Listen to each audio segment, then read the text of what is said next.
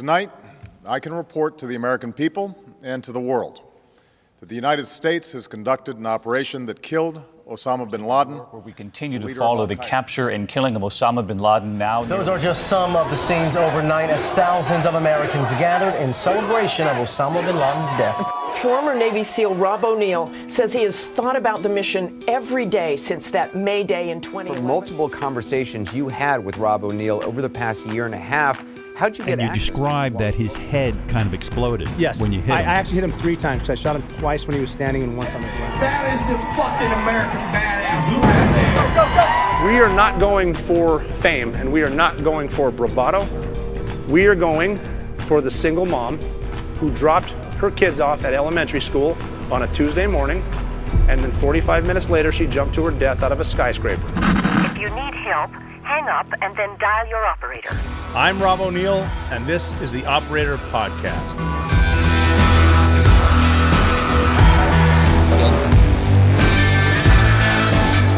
Welcome.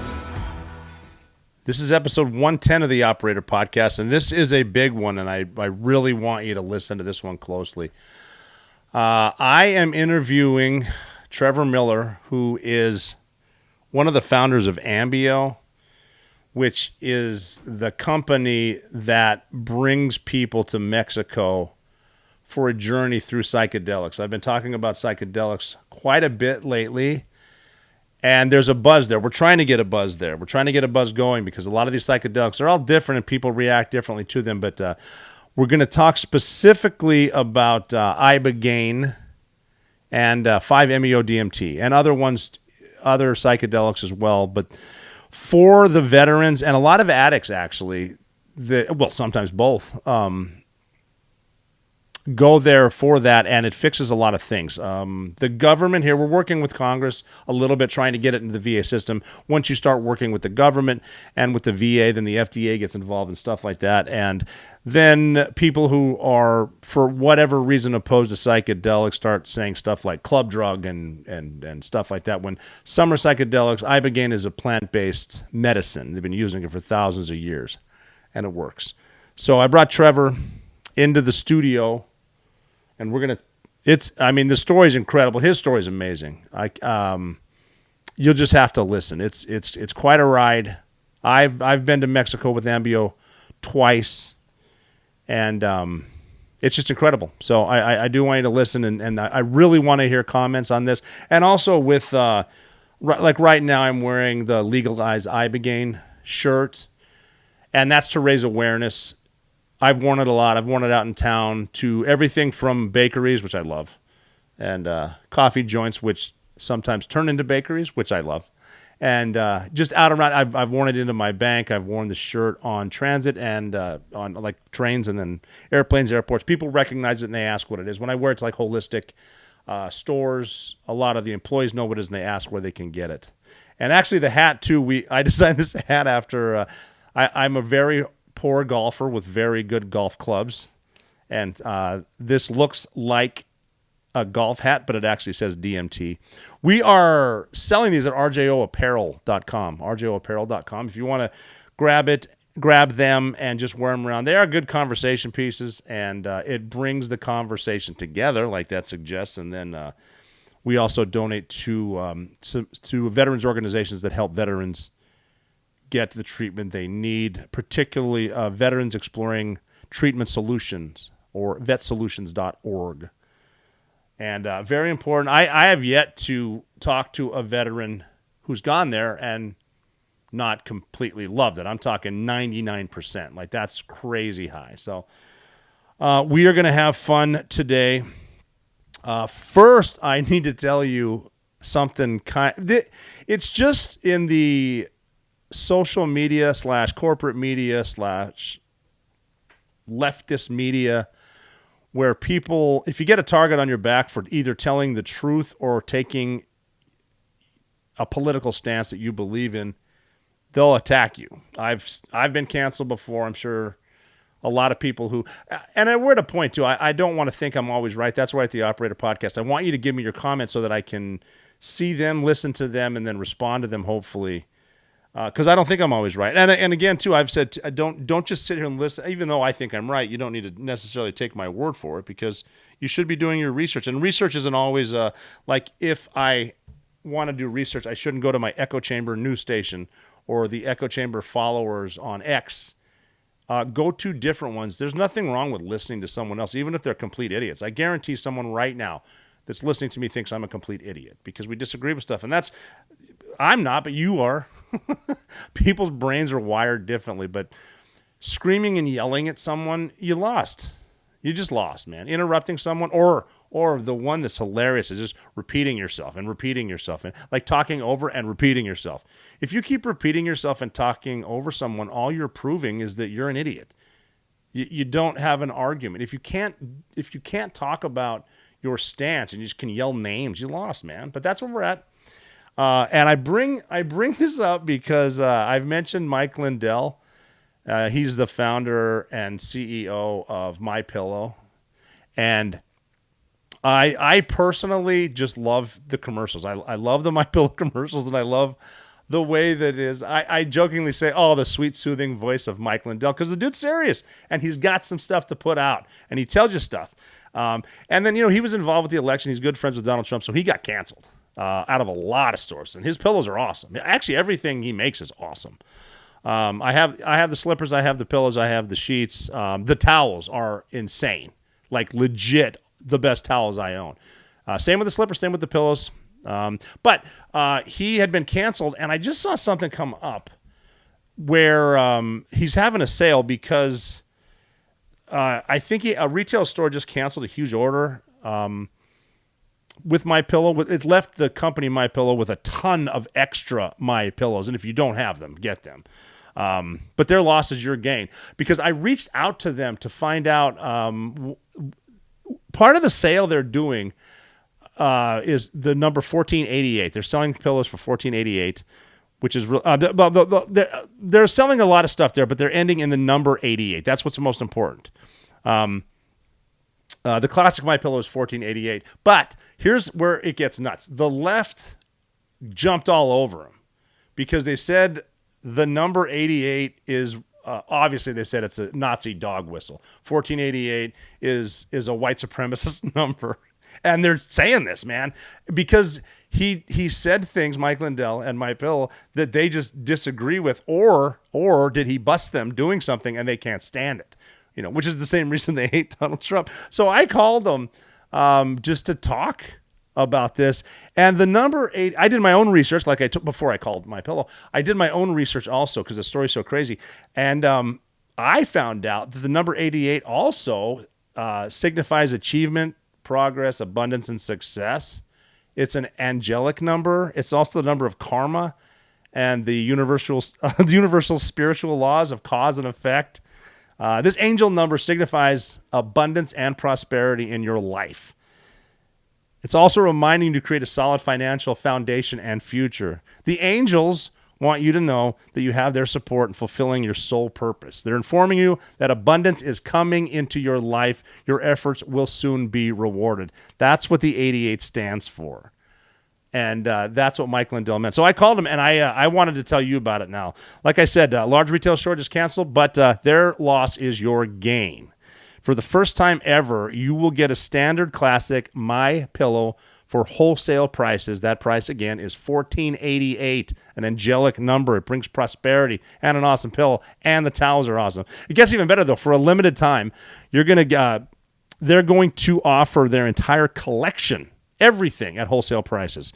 You can get queen-size MyPillows for $18.88. Upgrade to king-size for just $1 more. I do the math there. That's $19.88. Body pillows, $29.88. Multi-use MyPillows for $9.88. So here's how you get them. And we just came up with this. Go to MyPillow.com, but use code THEOPERATOR. Go check it out right now. I'm telling you, if you like comfort and angels, MyPillow.com, code THEOPERATOR. Or you can call. Here's a number. It's easier. 800-924-7208. 800-924-7208. And you can take advantage of the wholesale pricing for the first time ever and receive free shipping on orders over $75. Get the standard MyPillow, like I said, $14.88. They've never been offered at a price this low. I'm so glad I called him to check on what was going on. Limited quantities at this price too, so use my code. The limit's going to be 10, and once they're gone, they're gone. So take my advice. Go to mypillow.com/theoperator. That number again is 800-924-7208. 800-924-7208. The promo code is the operator. That pillow is $14.88, the lowest price ever, and it's angelic. mypillow.com/theoperator. And I have talked about My Patriot Supply a lot on this show. And if you've been seeing what's going on with the strikes up and down the East Coast, that's going to affect a lot of things, because a lot of the stuff that you require, including your food, it comes from the longshoremen out there. It comes from the people working the docks. And if they're not working, you're not going to get it. Now you need to make sure you have emergency food at your house, and you can get it with My Patriot Supply. You don't need to tell me that life is precious. It can all be taken away in an instant. This is the reason that, and coming out of nowhere strikes like this, that's why I seriously keep a 4-week emergency food kit from My Patriot Supply in my garage, and I've sent it all over the country to my family, and they keep it in their garages too. You can store it anywhere. It stays for 25 years, and it's got everything my family can use during a crisis. It's got over 2,000 calories per day, and there's enough to go around during times of strikes or social unrest, government crackdowns, if you can imagine that, or God forbid, an attack on the homeland, which I think is coming. It lasts up to 25 years, and it's ready whenever disaster strikes. And we've seen weird stuff happen. It's an election year. We've seen mass panic before in our lifetimes. That was not that long ago. It could be coming again. If we run out of stuff, it's going to come again, and I'm going to take my family's safety seriously. I'm not taking it for granted anymore. And are you? Are you prepared for this? Right now, you can get $50 off the same 4-week emergency food kit that I keep in my home. Where do you get it? Go to my favorite website, preparewithrob.com. Save $50 off your 4-week emergency food kit, and My Patriot Supply will send it over as fast as humanly possible. I know this because I ordered it, and I got it the same day. Same with my family. And guess what? It ships for free. Get your 4-week emergency food kit now. Get it now at preparewithrob.com. You don't know what's going to happen. Have that food and peace of mind there. Go to preparewithrob.com. Get your family the food it needs. All right. I wanted to welcome my friend, my brother, Trevor Millar, to the Operator Podcast.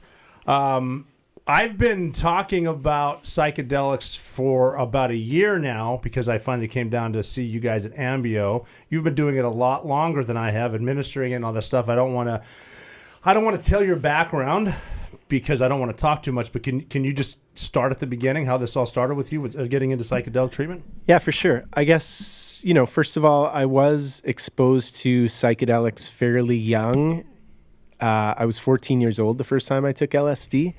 And that was, I don't know, I was raised on just say no to drugs. And I thought that would be how everything unfolded, would be me just saying no to drugs. But the first time LSD was offered, I took a hit, and I didn't take it immediately. I actually kept it for a few days. And then one day, walking to see a movie with friends, I had this half hit on me. I'm like, I'm just going to try this. Really? And it was interesting. The reason there was LSD in Canada in the mid-90s was because Nick Sands, who was a LSD chemist from San Francisco, he was escaping the law. He was a pretty big deal in the 60s in San Francisco. He made Orange Sunshine. There's actually a documentary about him, but he was escaping the law, and he ended up in Canada. And him and a guy who is now my friend, Peter Vanderhayden, they made millions of hits of LSD. And if you look at like a graph of LSD use, there was a peak in the late 60s, early 70s. And then in the mid 90s, there was this peak as well because of these guys doing this. So it kind of just flooded my neighborhood, I guess, my country. And so I had no idea about the therapeutic potential of psychedelics, but I do remember saying to my friends early on, I'm like, this is what adults have forgotten that has made the world so screwed up. So kind of the therapeutic potential shone through, as it were. And so I had been exposed to it, but then kind of stepped away from it for many, many years. And then it was actually 9/11, which I find is interesting because so many of the guys I work with joined the military because of 9/11. For me, 9/11 just made me very distraught with the state of the world. And I was Canadian and thought, what am I going to do? And what I did was I realized the media was driving me crazy. I realized 2 months after 9/11. Before 9/11, I would wake up every morning, read 3 newspapers. It was pre-internet news. I would turn on the news network, let it play in the background, and I continued doing that after 9/11. And it was 2 months after, I'm like, oh my God, this is driving me crazy. And I realized it was driving me crazy. So I went on a media fast for 3 years, which I highly recommend. So now, when you say a media fast, you mean just the TV or everything? I stopped reading the newspapers. I stopped exposing myself to any news. And guess what? I still was up with current events. There was nothing I missed. I was just happier. And I realized at the same time, I'm like, well, I'm not just going to, I realized the media had turned me into a passive yet obsessive observer. I was pissed off about everything. I was angry at the state of the world, but I wasn't doing anything about it. So I stopped exposing myself to the media, and I'm like, I'm going to try and make the world a better place. Do you watch the media now? Just through social media a little bit, but ever since I took that break, it no longer has the same emotional charge to me. Well, I'm on the media once every now and then, and I'm guilty of the same thing. And I tell people, like, don't check social media, don't turn on the TV first thing in the morning. But they thrive on fear, they thrive on anger, they thrive on division. And you and I were discussing this in the car right over too. It's when it's all said and done, it's usually about the almighty dollar. What do people do to maintain their bottom line? Yeah, and getting people pissed off at each other. Oh, they're good at that too. And getting the addiction to that self-righteousness. Yes. I'm so pissed off at this. And then especially now with the way the media is, kind of an echo chamber, which news network to turn on to get the news you want to hear. So you can be properly pissed off. It is the echo chamber too. What do you... I'm always wondering what's the media, the talking heads, what are they getting out of this? Because I know that I've worked at pretty much all of the news stations. I've worked with all the producers, a lot of the on-air talent. Nobody's stupid.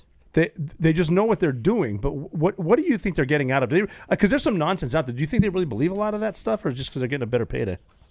I think a lot of them believe it. I think kind of the lower ranks of the media echelon probably believe it because they're just eating all their same crap. So they're just exposed to that same echo chamber as well. But I don't know. I think like you said, the people at top, they probably benefit from the division. Oh, no doubt about it. Yeah. Ratings. And what if, you turn on the TV in the morning and they're like, okay, everything's good.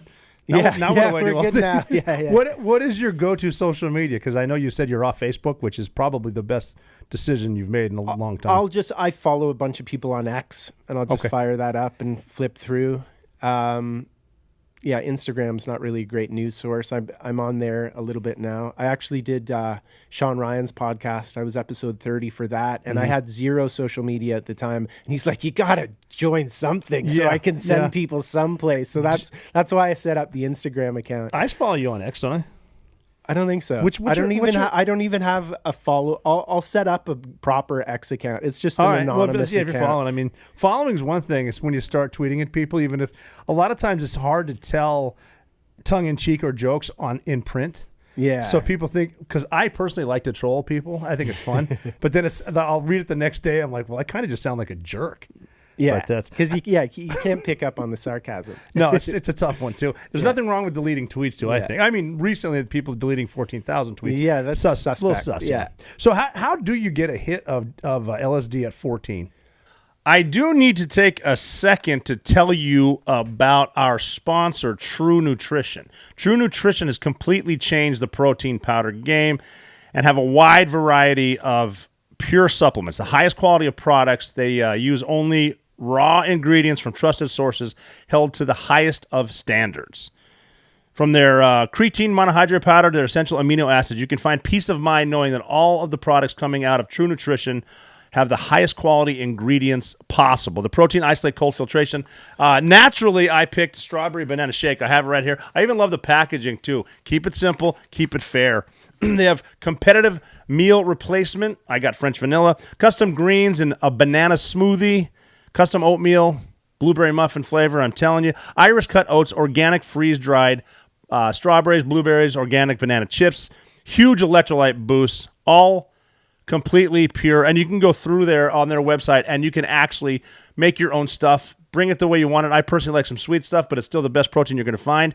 For a limited time, and you should go do this, our listeners will get 15% off your entire order when you use code THEOPERATOR at checkout. That's 15% off your entire order at TrueNutrition.com. TrueNutrition.com. Use code THEOPERATOR. You can take the guesswork out of nutrition with True Nutrition. Go there right now. It's awesome how you can go through the menu. I love it. You can pick everything that you want, delivered right to your house. Like I said, very simple, awesome, easy packaging. It's delicious. You're going to love it. Go to TrueNutrition.com. Promo code THEOPERATOR. Pick out your stuff. Get fit. 15% off when you use code THEOPERATOR at TrueNutrition.com. I actually met I became better friends with the guy who was supplying that. He said his name was John, and he told me that he was at a friend of his older brother's house, and he said, "Here, take this stuff. Here's 100 hits. Sell them for $5 a hit, and you owe me $1 per hit." So he just kind of took that around. So he's our trying high to get school. you to be a drug dealer, essentially. Not getting him to be a drug dealer. He did end up being a bit of a drug dealer. But me and my whole social group, and we were all kind of, middle class, maybe upper middle class kids who, I remember one party during that time, there were probably 60 people at the party, and every single kid at that party was on a hit of LSD. Was it a full hit or half a hit? The first time I did it was the half a hit. Now, so Nicholas Sands came up from San Francisco. Yeah. So was he 60s and 70s in San Francisco? Yeah. It was legal, wasn't it? Weren't they studying it? It was legal until the late 60s, early 70s. They were, that's the amazing thing about LSD is it was developed by Sandoz Pharmaceuticals in the late 50s, and then it was sent to psychiatrists around the world saying, this is a super interesting compound, you should check it out. And one of the major centers for that research was in Canada, in Weyburn, Saskatchewan, and an English doctor by the name of Humphrey Osment, he came to work in Saskatchewan because we had Tommy Douglas there. He's Kirk Douglas's father. He was a very progressive premier. He actually helped create Canada's socialized healthcare system. Like it or not, it's convenient for a lot of people.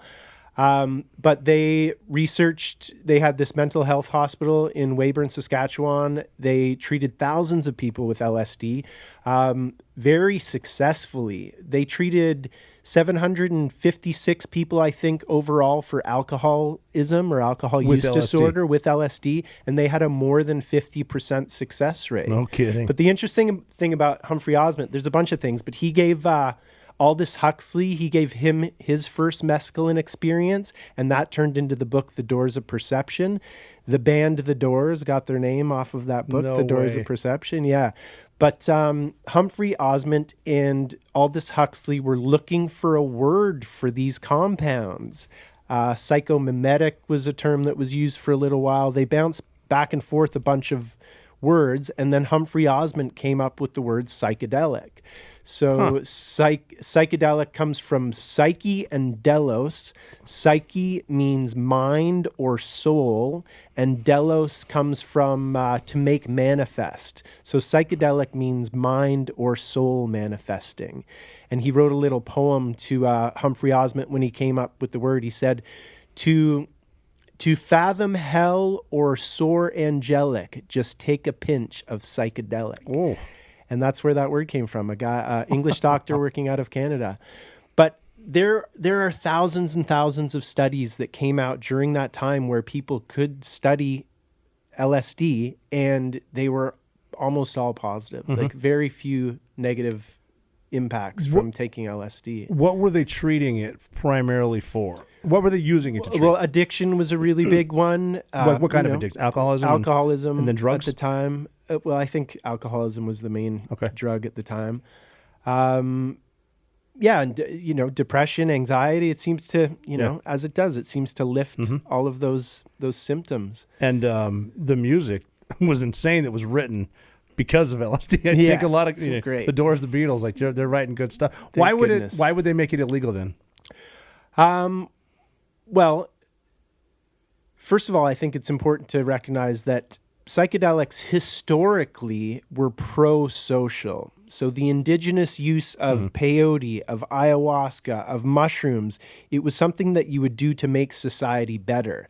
And then in the late 60s, mid 60s, it was kind of the first time in history that psychedelics were deemed antisocial. And that was because of, the hippies, and they didn't want the war machine to keep being the war machine. The Nixon administration, people who were involved in that administration who made these substances illegal, they have admitted that it was for racial reasons and for control reasons. They wanted to keep the black man down, so they made drugs illegal. They wanted to make the counterculture, they wanted to be able to arrest hippies, so they made the drugs that they were using illegal. And that's really interesting. So it's almost there was a New York Times article about some guy who was in that Nixon administration. He said, "Oh yeah, it was totally about control of those subgroups that we needed control." Oh wow, over. Yeah. So that's almost like the war machine going against the anti-war machine. It's just the war machines are the ones that can make the laws. Yeah. Well, now was it And lawmakers doing it, or was it like three-letter agencies? No, I think it was law. It was Nixon to start. Yeah, and then sure, DEA for sure. The DEA, once the group of people I've heard that were keeping alcohol prohibited, once alcohol was made legal, then they had to find other substances in order to keep themselves in business. So they changed their attention to drugs. Crazy how that worked. I guess I didn't know him, but Richard Nixon, I guess, was a pretty big drinker too. But he's never struck me as a psychedelics type guy. Yeah, no. But they would say he'd be hitting the sauce in the White House. I think the other amazing thing about that is it made science illegal for the first time in centuries. Like there was all this incredible science being conducted around the use of these substances for healing benefits, and then all of a sudden they were completely made illegal. So then there was a 50-year moratorium on being able to work with these psychedelic substances. The only other time in history that happened is when Copernicus said that it was actually the sun that was at the center of our solar system. That type of thinking was made illegal for more than 100 years, and people were killed for it. But then, eventually the truth prevailed, and now we recognize that the sun's kind of at the center of our well, we think. I mean, because we were talking about the internet before, and there's some crazy theories out there about what's actually happening. My God. Talking about trolling, too, if you ever want to have fun, troll someone that the Earth's flat or something like that, or the big ice wall down in Antarctica. Yeah. You'll get some, you can get people fighting on the internet pretty easily. Man, I remember...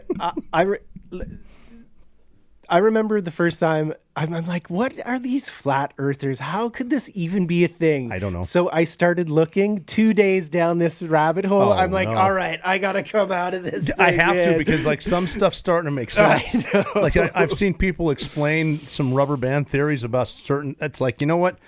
I was taught there's 9 planets. They took Pluto away from us too. Yeah. Like I'm going to go with that till I can prove otherwise. Okay. So the dude gives you LSD. Okay, so yeah, the dude gives us LSD. And you went to a movie.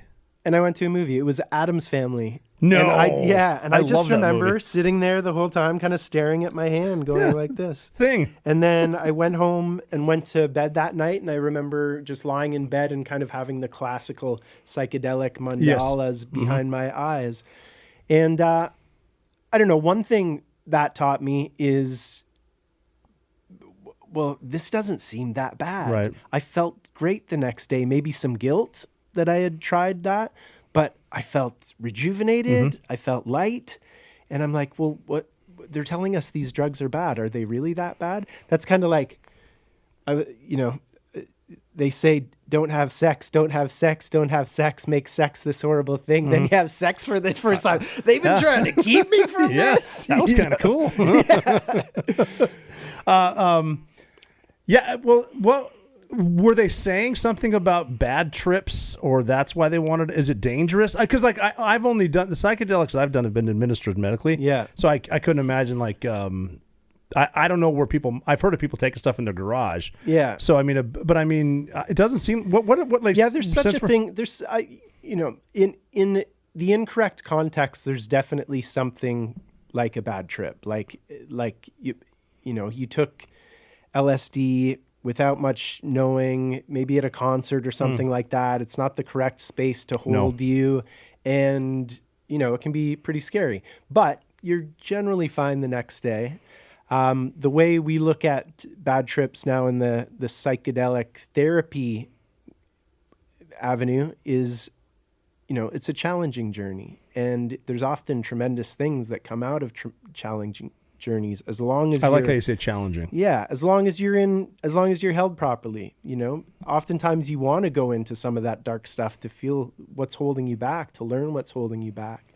So, in those young, uneducated days, there were definitely some scary experiences. But I had, I was working with a Canadian politician to try and push psychedelics forward in Canada, and he had an assistant who was a big fan, and people would say to him, oh, I don't like LSD. I had a bad trip when I was a kid. And he would say, well, first of all, you shouldn't be doing LSD when you're a kid. This is something for adults. And second, I had 2 years of bad trips, but I didn't give up, and I came through. So it's all the context, like heroin's maybe thought of as a bad thing for a lot of people, but there's nothing you would want more on the battlefield if you get a limb blown off is a super strong opiate. So it's all the context. Right. These are powerful medicines, but what's the context? How are you using them? And admittedly, like when I was doing it as a young man, the proper context wasn't there all the time. But the point is, it kind of opened my mind to the fact that maybe these aren't as bad as people say they are. And yeah, that's true too. With psychedelics, they do open your mind. Yeah. And going back to the music, that's not BS. Like they were probably inspired, like the White Album, Rubber Soul. There's something involved with those, I think. So LSD was in the 50s, but what's the oldest psychedelic? Is it Iboga? Or well, yeah, and any of these plants, like psilocybin would be psilocybin mushrooms. That would be a very easy psychedelic to stumble upon. It's a mushroom. Some mushrooms are good for eating. So some will kill you. Yeah, but somebody's got to be somebody's got to figure it out, right? And I think psilocybin has probably been used for millennia. Iboga, I think Iboga's interesting because it might have been harder to stumble upon. It's the second layer of root bark of a shrub, so you're not going to maybe accidentally eat that quite as easily. The story is that there was an animal, maybe a porcupine, that was eating this plant. A hunter killed the porcupine, ate the porcupine, went on a crazy journey, and they kind of put two and two together from there. Wow. But apparently there's quite a few animals in Gabon that will eat the root bark of Iboga. They'll seek it out. Ayahuasca is an interesting one because ayahuasca is two different plants that seem unrelated. There's one that contains DMT. There's one that contains an MAO inhibitor so that the DMT becomes orally active. You have to take those plants, boil them together for 72 hours, and you're left with this sludge that you drink. So how did they figure that out? Well, people will say that, well, the plants told us that. So maybe a mushroom journey or something told somebody you should take these two plants and mix them together.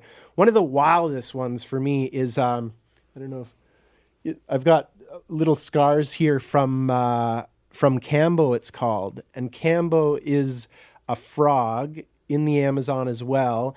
And you take the toxin, the slime off the back of this frog, and then the only way to safely administer it is you need to burn your layer of skin, peel off the blister, and put it on there.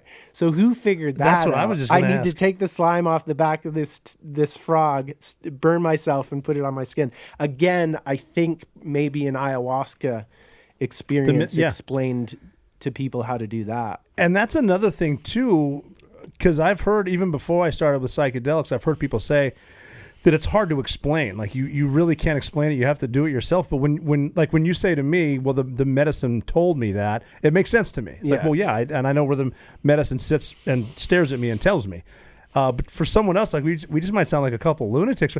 It's crazy that because with the DMT, if you swallow it, your stomach will kill it, right? Yeah, but then if you mix you mix it with the MAO inhibitor, it has an enzyme in your stomach that'll allow it to be orally active. Otherwise, you can smoke it and then you can get instant results that way as well. But yeah, take this plant, which is a vine, take this plant, which is a shrub, take the leaves, mix them together, boil them for 72 hours, then suck back this sludge which tastes so horrible. Oh, and you're like, oh yeah, this is a good idea. Let me follow through on this. What is? I haven't taken ayahuasca yet. What does it taste like? It tastes like dirt, like a very acrid dirt. I think ayahuasca tastes like a Slurpee compared to Iboga. Really? To eat Iboga root bark, that to me is like, if I thought about it right, I could get myself gagging right now because it's really, it's a very repulsive taste. I have not been to Gabon to be initiated. My business partner, Jonathan, has been multiple times. He has a great relationship with the Gabonese government. Even he was issued the first export permit ever for Iboga. But he's been many times, and I was supposed to go on a trip with him years ago to go there. I paid the deposit and everything, but then it fell through. But the thing that makes me most nervous about going there, and I know I will get over this one day and end up there, but it's just the thought of eating all of that raw root bark. It scares me. Just the thought of eating them. Yeah, just the thought of it getting down my throat in order to get the journey started. That's the wonderful thing about coming to a place like Ambio is we have it in nice little pills. That's what I was going to say too. It's very easy to ingest. So I know I've seen some videos in Gabon, and it's almost like the entire community is helping people through their journey. And I don't know if it was edited, but it was like a woman took it, and then there was like 40 villagers, and they were all singing, and it looked like they sang the whole time, like 50 hours with her. That's how it works. That's and like so I said, badass. Like I said, like these substances historically are very pro-social. The whole community comes together. It's a celebration. We're going to heal. We're going to initiate people, and that's where some of the expense comes as well. Apparently, is you need to make sure everybody's accommodated while they're there supporting you through a journey like that. But it's incredible, the compassion, the love, the community, and I think it's what this society is so direly missing. And I think even our Western culture has a history of the use of these substances. In Greek culture, they had the mysteries of Eleusis. And the mysteries of Eleusis it's like Fight Club. You couldn't talk about it. You couldn't write about it once you went through it. But it was the most important thing in their society, is you needed to do this at least once as a Greek citizen. And they have now pretty much proven that the kykeon, which was the potion that was served there, contained an ergot alkaloid, which is what LSD comes from, is ergotamine. There's an alkaloid there that Albert Hofmann was using when he first synthesized LSD. So Greek culture, the most important thing in the culture is go to the mysteries of Eleusis. At the same time, Greek culture built all the structures we know and love, the way we govern, universities, a lot of our medical system. So I don't think the Greeks who were building the society we largely live in now ever intended for that psychedelic experience to be separated from all the structures that they were building. So for them, even, psychedelics were extremely pro-social. There's some great books on the mysteries of Eleusis. Yeah, pro-social. But when I've done Ibogaine twice now. The first time I was by myself. The second time I was with a group of guys, a bunch of veterans. But both times, the music that's getting played is almost like a playlist of intensity, where you're sort of being welcomed into the journey, and then it really takes you through the peak. But I'd love to see it in Gabon, or experience it to be with live music. Me too. Where they're really making that music. Like my only thing is I'm in West Africa. I just don't want ISIS to show up when I'm on my journey. That'd be bad. Well, when I go, I'm going with a bunch of you guys. Yeah. I've talked to Marcus Capone a bunch of times about maybe going over there. That'd be really cool. I'd like to go. Yeah, we should get a group of you guys together and we'll go. Marcus Luttrell might be down. We'll do it one at a time. Someone's got rear security. Yeah. The other guy's going on a journey. Yeah. That's really cool. So, awesome. so now when the ones that I saw last time I was in Mexico, that was an Ibogaine journey, or was that what's the difference between the Iboga journey and the Ibogaine journey? Experientially, there's not too much of a difference. Ibogaine is one alkaloid out of maybe a dozen or so alkaloids within the Iboga plant itself, and you're just getting more alkaloids when you do Iboga straight up, but Ibogaine's the one that you can kind of pull out. It seems to be very good at addiction. It seems to be very good at the TBI, treating TBIs and PTSD type symptoms. So, yeah, but you'd need to be a pretty professional Ibogaine eater or Iboga eater to be able to feel the difference. I've had both of them, and to me, they feel very similar. Yeah. So yeah, it's quite a journey. It's my two journeys were a lot different from each other. And I like how what was the word you used there? Not complicated. Not scary, but you say something else. I say scary. Challenging. Yeah. What I liked about Ibogaine is when it gets challenging, or for me terrifying. I had a sense of I'm able to go as deep into this as I want to, but as soon as it gets too bad, I can ask it to stop. Pull yourself out, and it does. Yeah. And it's like because I consider myself semi-crazy person, but I'm very creative with when I start seeing the bad stuff, I can make it get worse.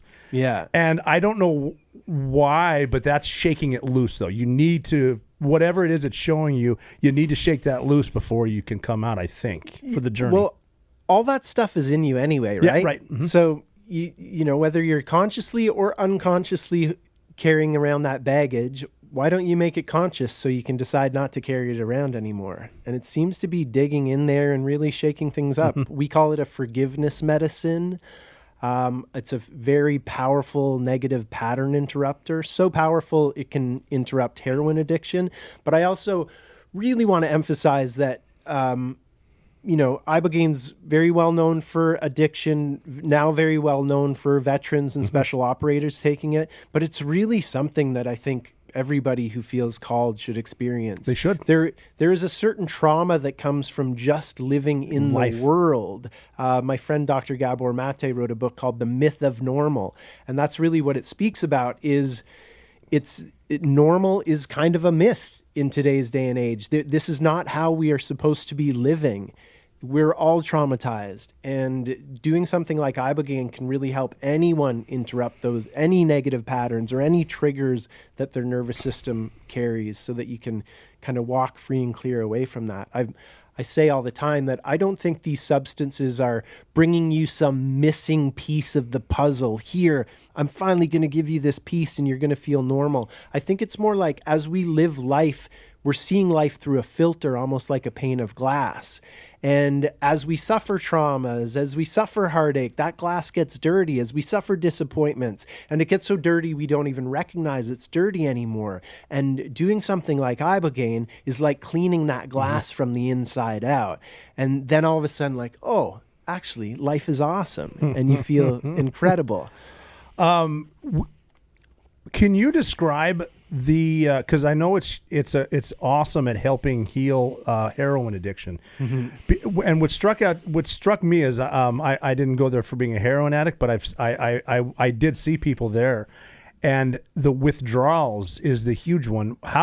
Because I've heard Ibogaine kind of can cure you instantly from going through is it a detox or withdrawal from stopping with heroin? How does that work? Yeah, virtually overnight. So that's back to the story on how, which will tie into that question, on how I started doing this. It was after 9/11, I put away the media, and I'm like, all right, I'm going to try and give back to the world. And Vancouver, where I was living, has a neighborhood called the Downtown East Side, which is known as the poorest postal code in Canada, super high rate of drug use.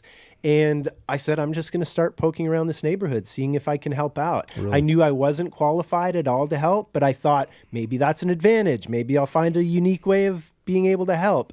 And I think the world needs more people to just do that. Pick a pet project and go after it. And who knows what you're going to be able to accomplish in 10 years. And it basically took me 10 years. It was a networking and research project. I kept focusing on it. I'd step away, I'd go back. And in 2009, I had a conversation with a woman who worked down there. I was looking for ways that I might be able to help. She didn't really have much, but we had a great conversation. And the whole time I was speaking to her, there was a binder on the wall behind her that said Ibogaine on it. And I said, "What about Ibogaine?" Really? And she goes, "Actually, I have people calling me for that all the time," because there had been an Ibogaine clinic in Vancouver. It had shut down, but their website was still up and her number was on this website. So I said, well, let me follow that thread. And that was, I had been familiar with plant medicines. I had heard of Iboga, but never really put two and two together as a solution. And the reason why it's a potential solution for a neighborhood like that with a high rate of drug use is Ibogaine was kind of discovered by the Western world in the early 1960s when a man named Howard Lotsoff, who was addicted to heroin, his chemist buddy said, "You might find this molecule interesting," gave him some Ibogaine. He took it, had no idea what he was getting in for, went on this crazy journey, but he was a heroin addict, and he came out the other end of this journey and he said, wait a second, I haven't wanted heroin the whole time I've been on this, nor do I want it now. Wow. So that's when its anti-addictive properties were discovered. So he became a champion for it. Decades passed. He started the Global Ibogaine Therapy Alliance. He set up some standards of care. And so in speaking to this woman, I'm like, yeah, maybe Ibogaine would be able to help this neighborhood. So for a couple of years, she would basically forward me phone calls. I gave it to a couple people. I saw quickly. I didn't know what I was doing. Thankfully, man. I didn't hurt anybody. And, but the phone kept ringing. I would essentially tell people to go to Mexico. If you are going to do it on your own, you shouldn't, but this is what little I know about that.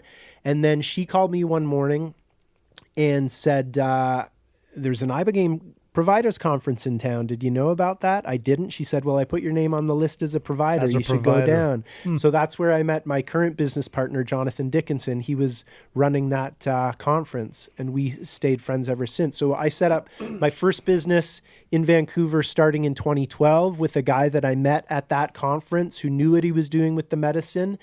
And we set up our business Liberty Root Therapy Limited, and we could legally operate in Canada from 2012 through until 2017. We treated about 200 people in that time, mostly for opioid use disorder. And yeah, it works incredibly well. The opioid protocol is, first of all, you need to be on kind of clean, short-acting opiates by the time we give it to you, meaning, Suboxone and methadone are long-acting opiates, so we need to switch you over to something like morphine prior to giving you Ibogaine. So we'll do that for a few days, stabilize you, and then the day we give you Ibogaine, you kind of take your last dose of opiate at around noon. We wait till about 8 p.m. when a little bit of withdrawals are coming in. Wow. So your opioid receptors are calling for something, and then you give them Ibogaine, and within about 45 minutes, those withdrawals are gone. They're gone. And they largely don't come back. And then you've got this 12-hour-long psychedelic journey to deal with. And virtually overnight, it can get somebody off of opiates without the painful withdrawal symptoms. You might do some booster doses out the other end, so maybe a little bit more Ibogaine to make sure you get it all, but it works. It works shockingly well. Like especially if you're a modern day doctor dealing with opioids on a regular basis, to see something like this, to see somebody who's completely addicted to heroin or fentanyl, which we also have to get people off fentanyl, switch them to a morphine or something like that prior to Ibogaine. But it works, and it works amazingly well. So in this opioid crisis, this tainted drug crisis, Ibogaine's obviously a potential answer. One of the pieces of the puzzle anyway. It should be too. I mean, if you can walk around any major city, you see those people that stand there like statues that are on some sort of opiate, some sort of drug that they're on. And that, if that could just help them, because I've seen it help people.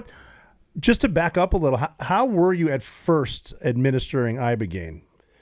So when my business partner and I started Liberty Root, we found a townhouse to work out of. We got out of Vancouver's downtown core. We moved to White Rock, which is about an hour outside of Vancouver. And we had a townhouse with 3 bedrooms. We used the master bedroom as the treatment room. And we would bring one person in at a time for a 7 to 10 day treatment. As we learned along the way, it was at least a 10-day treatment. But people would, first of all, it was just word of mouth. As soon as they heard we were operating, we got a big influx of business. And I started working on our website. We did have some powerful, we would bring in, of course, we are nowhere near as medicalized as we are now, but we would bring in a nurse when we actually gave the Ibogaine. We would ask for people for EKGs prior to arrival, as opposed to now we ask for people EKGs prior to arrival, and we do an EKG on site, and you're hooked up to a heart monitor the whole time. So we're completely medicalized now. Ibogaine is potentially dangerous, but it doesn't have to be. It's easy to do proper medical screening, and then medical protocols through the process as well. What would be dangerous about it? Is it something that you would do to yourself on Ibogaine, or does the plant medicine could it potentially do something bad? There's a potential cardiac risk with it, so that's why we're asking for the EKG, but it's very easy to screen out for that cardiac risk. So, some people have passed away using Ibogaine. Have they really? Yeah, okay, because of that cardiac risk. But again, if they're at risk before, then it's so easy to tell if they're at risk and not give them Ibogaine. Yeah, okay. It's easy. You can even, if somebody looks at risk, it's easy to work with them with supplementation and some other things prior to bringing them in that can get them prepared for Ibogaine. So I think, it's so good for people. I just don't want to scare people away at all. Oh, because no, it is so easy to do it safe, and that's what we're doing at Ambio. Well, that's what I say. A bunch of doctors on staff. You felt it when you were there. We have a nurse on duty 24 hours a day, or a paramedic 24 hours a day. At least a doctor and 3 or 4 paramedics when we're actually giving Ibogaine. So we really go above and beyond. Yes, on the safety level no doubt about it. Too completely professional. And when I wear my legalized Ibogaine shirt, I couldn't fit all this on a T-shirt, but it's like medically legal. Yeah. Make sure you have a team. Make sure you know you're safe. Yeah. I was impressed too on my last trip to Mexico, because even the doctors there were saying, well, I was administering this, but I hadn't taken it, so then I took it to try the journey, not knowing what to expect. When you would give it to people in that townhouse, though, before all the medical stuff, because now there's the process of the sweat lodge, the Ibogaine, the Reiki, and then the massage, 5-MeO, the breath work. What was because just Ibogaine would probably work, but I think the Reiki and the 5-MeO really pull you out of it. Yeah, I think the major considerations when you're giving psychedelic therapy are the set and the setting. The setting is the place that you're going to do it. So we provide a beautiful space. We have all those activities, but those activities lead into the set as well, which refers to the mindset going in. So we've just got it so dialed at Ambio where, by the time we actually give you Ibogaine, you're a little bit bored even, you're just ready to do it. So it takes away a lot of the fear, a lot of the anxiety. So we do all of that now. And back in the day, no, we didn't do any of that. So we just would bring Ibogaine and then we would best of luck? Basically. And how long? That's how we started, man. We've learned a lot along the way. I think my peak for the last one was about 11 hours, but I think the medicine I could see the effects for like about 50 hours, a little over 2 days. It wasn't the intensity of the peak, but at the end you could still see the little vapor trails and whatnot. Yeah, even right before they ended when I did DMT, the 5-MeO DMT. But the setting too. You want to get into Ambio and how you got to there? Yeah. So first of all, props to my team. Oh, your team is amazing.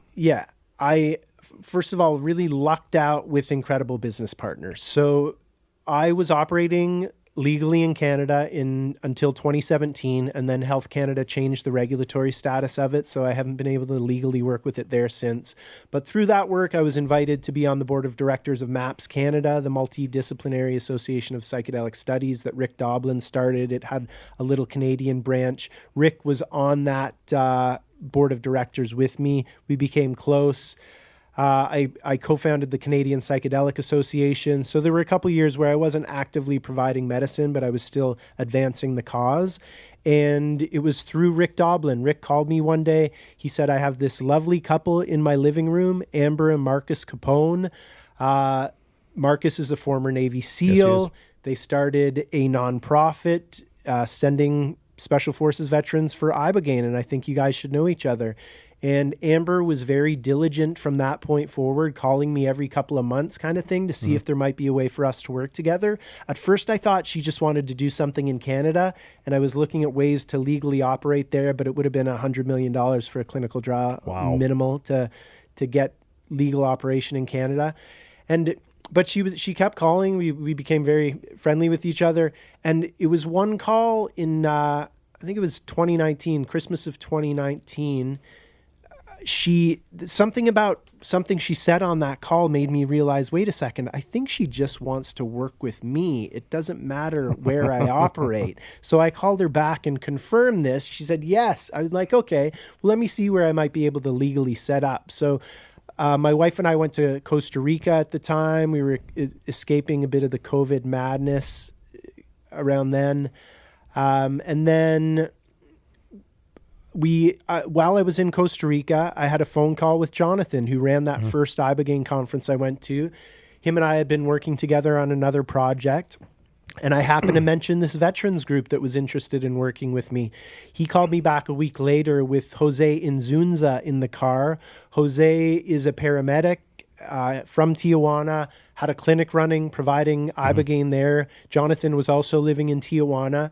And they said, why don't you move to TJ? We've got all the medical equipment required. Yep. We've got all the incredible staff that understands the medicine. We could find a house dedicated to veterans.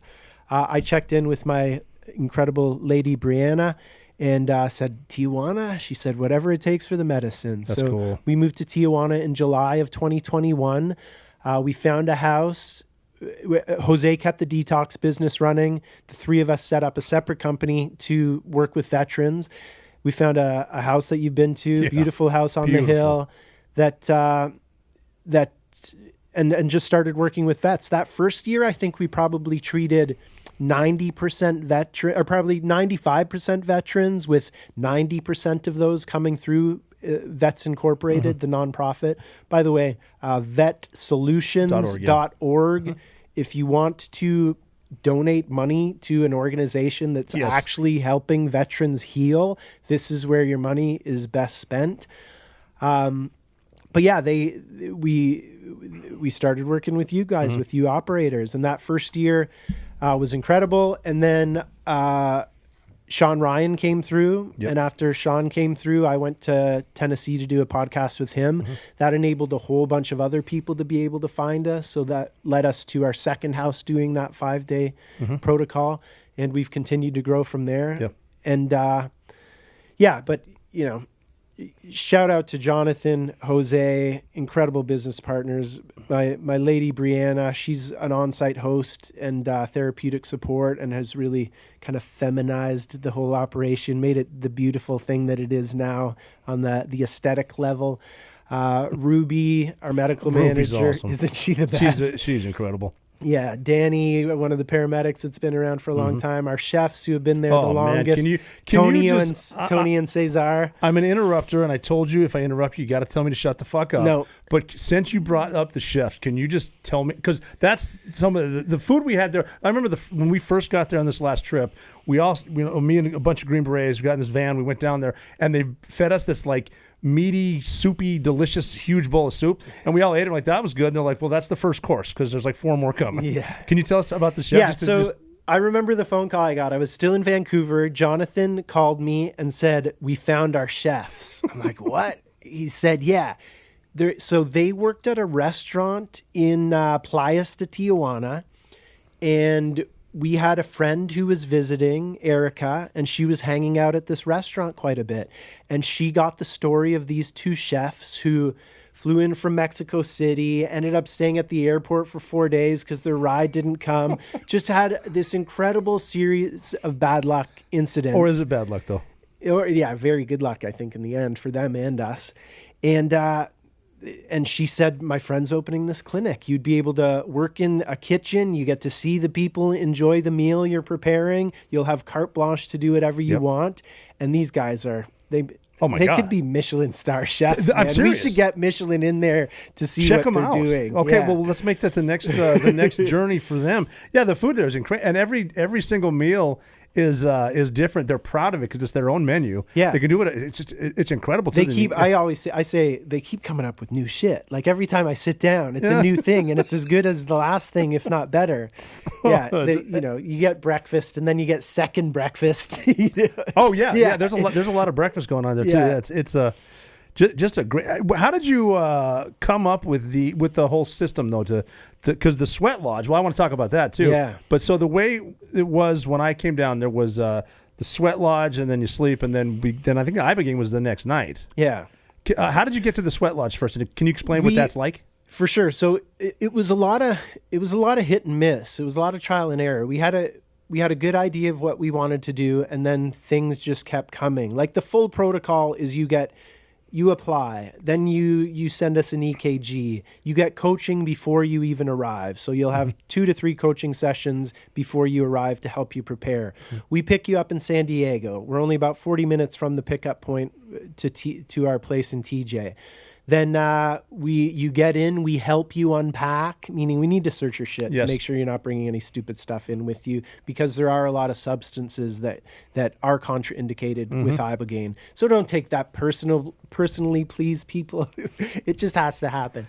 And then we circle up and we get to know each other a little bit. Yep. Then we start preparing you for the Ibogaine journey.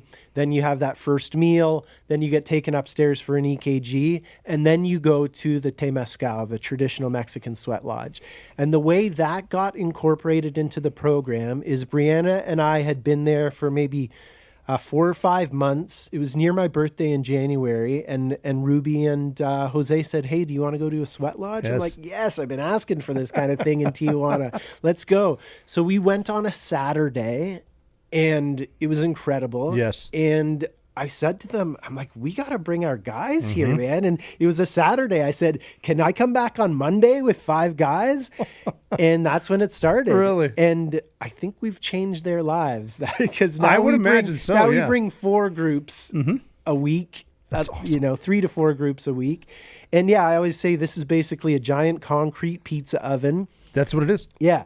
This is there's a tradition of sweat lodges from the bottom of South America to the top of North America. It's amazing how similar they all are. Like if you went to a Lakota sweat lodge, it might not be concrete. This one's concrete because she made it permanently into her house. But it's got the same thing. It's all generally done in 4 rounds. It honors the directions. I like to say that, or I don't like to say, all those sweat lodges I'm describing, on the more feminine side of things, they represent the womb of Mother Earth. The womb is where creation happens. So it's a great place to pray to whoever you want to pray to. It's a great place to meditate. On the more masculine side of things, it's where warriors would go to prepare for battle. So it's got all that tied into it. And it detoxes you on a physical level. It tends to help people sleep that night. But I look at it as there's 3 peaks to the week, and that's the first of the 3 peaks in that 5-day It definitely helps sleep too. And what I loved about it is she had some guests there, and I'm pretty sure one of the dudes is one of the warriors from the movie Apocalypto, because this dude got in there and he just didn't speak English, hair down to his ass, and we're all sitting, and it's like, how hot does it get in there? Like, I don't know. I get asked all the time, but I've never brought. And it's pitch black, and then it's loud, but you start hitting the drums and screaming, and like at first some guys are like, I'm not sure. Then you just get into it because no one can see me. This dude's over here making noises that sound like a cross between a puma and one of those porcupines on LSD or something. And it's like, is he going to come out with one of our hearts in his hand? Like, this is just intense. Just awesomely. And you do the 4 cardinal directions, and it is very maternal, like you said, and Mother Earth, Mother Ocean, but then Father, Son. And it really, I think, just really builds a momentum for the week. Like, we're being serious. We're here. Yeah. It's very intense. It's for real. I've had people return, and when they return for their second time, they're not really worried about the Ibogaine. They're freaked out about going in the sweat lodge again. People will say, I'll ask, "Have you done a sweat lodge before?" "No, I've done a sauna." I'm like, "Well, it's a sauna on steroids and cocaine." Yeah. Right. But I like, to me, Ambio really tries to. We want the atheist to feel comfortable at our treatment center as well. So we don't play too heavy on any spiritual aspect of the substances themselves. They're going to elicit something like that. Like I say, psychedelic can mean soul manifesting, and that's a beautiful thing. But, some people don't want to do the sweat lodge because it's, they feel like it's against their Christian beliefs. And I just say, please just go in and pray to Jesus the whole time. You can do that. Yeah. You can, yeah. Because, I don't think Jesus would be against Jesus. I'm something convinced as a Catholic, Jesus was fine with me going in the sweat lodge too. Because, it gets so hot in there, eventually you're going to ask for his help. What I love about it too, there's that bucket of cold water in the middle, and you have your wash rag. And so it gets wet, and then we're all sitting on the ground. And at first you're like, well, I don't want to sit too close because I don't know what other man essence I'm sitting at the end. It's at the end, you don't care. It's 5 degrees cooler there. I'm just laying in it. I don't care. I'm still chanting. Yeah. But boy, when we got done too, I remember saying, so these warriors, they'd get like a week off before. They're not going to fight right now, are they? Because that's just it's just exhausting. But sweating that, just getting that detox. That brings me to a point when you said that you can give someone the short-term opiates right up until Ibogaine. Yeah. Not the case with alcohol, because what I was told is that can be dangerous too, because withdrawals from alcohol can kill you. And so you guys are very. Can you explain what the deal is before you get there? With alcohol, we ask that people avoid alcohol for at least a week prior to arrival, especially if they are heavy drinkers. And if they are heavy drinkers and they're going to go through the DTs, you should probably get additional support going through something like that. Because, alcohol and benzodiazepines are the only two withdrawals that can actually kill you. It'd be very hard to die even from heroin withdrawal, but alcohol withdrawal can. So we can't have somebody in that detox type situation. So you need to be able to stop drinking for at least a week prior to arrival. And then Ibogaine's going to help you interrupt that pattern very well. It helped me stop drinking years and years ago. Have you had people go through alcohol withdrawals there? So if somebody can't do that on their own, we can bring them into the detox house and we'll medically support them through that. Yeah, I mean, if you're a hardcore alcoholic, you want it medically. You don't want to just quit and all of a sudden end up in the emergency room. No. But no, that's cool that you can do that too. I mean, I think one of the keys to it for me is when you go there, you got to be honest. Be honest with everyone, because we're going to get you there. But you don't bullshit. You can't lie to yourself. And also, the Ibogaine, you can't lie to yourself under Ibogaine either. It's all truth. I always say Ibogaine's like Santa Claus. It knows whether or not you've been naughty or nice, because on a certain level if you've prepared properly to go into something like this. And there's been honestly, I'm an irreverent asshole sometimes. Like, I've gone into Ibogaine with zero preparation multiple times.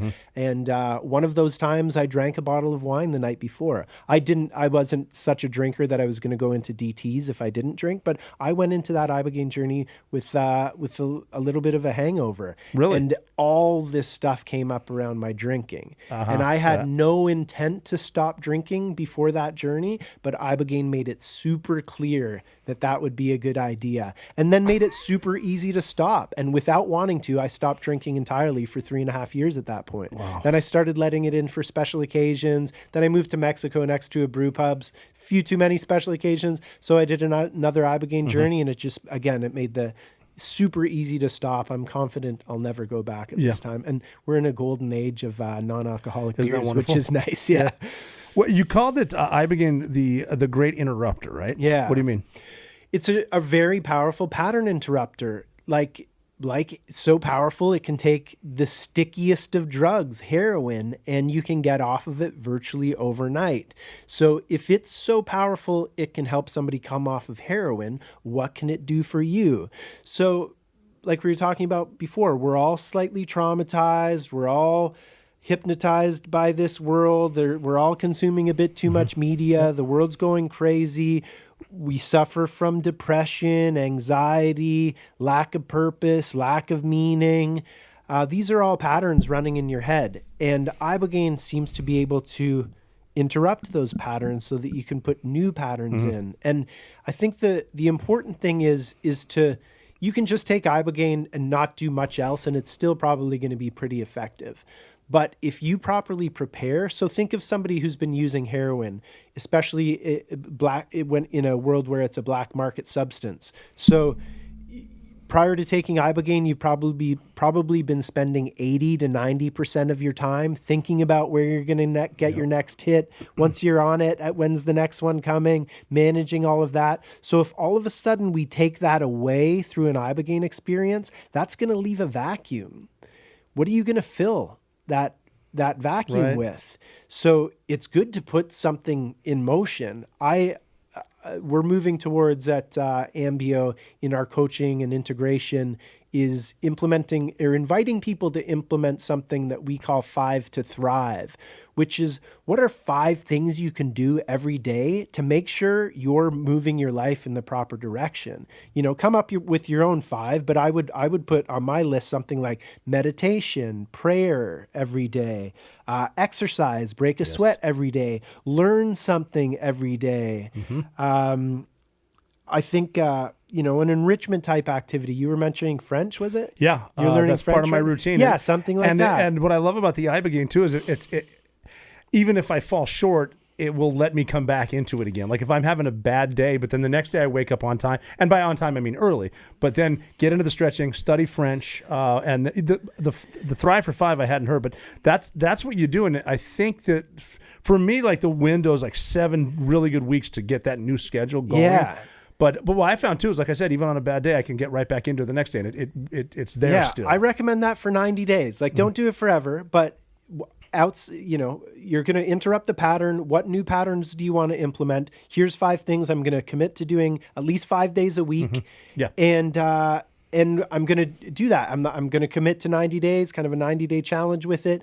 And then maybe I'll keep going. But I always say, sometimes people do Ibogaine, they leave and they're like, wow, 180-degree course change. Everything's changed in my life. I feel fantastic. But then you get out there.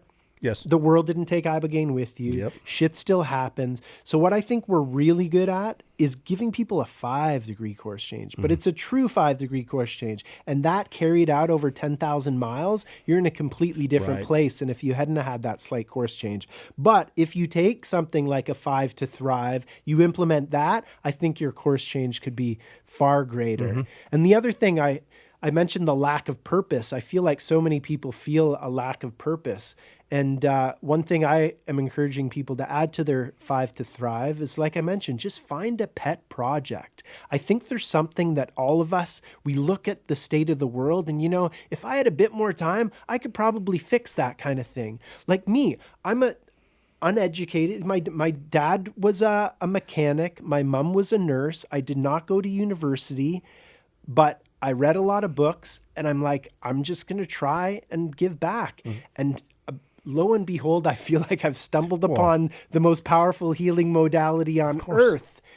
But I think we've all got that in us. And you've just got to play the long game on the law of attraction with it. Like climate change upsets me maybe, or the pollution in the ocean upsets me.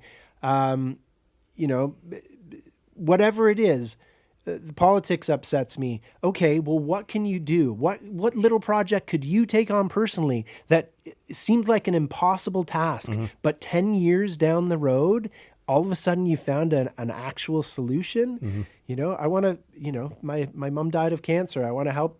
My mom didn't, but somebody might say that. I want to help with cancer, and then just start plugging away at something like that. It puts purpose into your life, and you might actually stumble upon a massive world-changing solution. I think that's what we need. Yeah. I mean, the guy that pretty much brought Ibogaine back was addicted to heroin and couldn't find a way out of it. That's crazy. Yeah. Kind of did it on his own. I remember seeing that down there too. Yeah, and just the other habits too. It's funny how almost like the butterfly effect.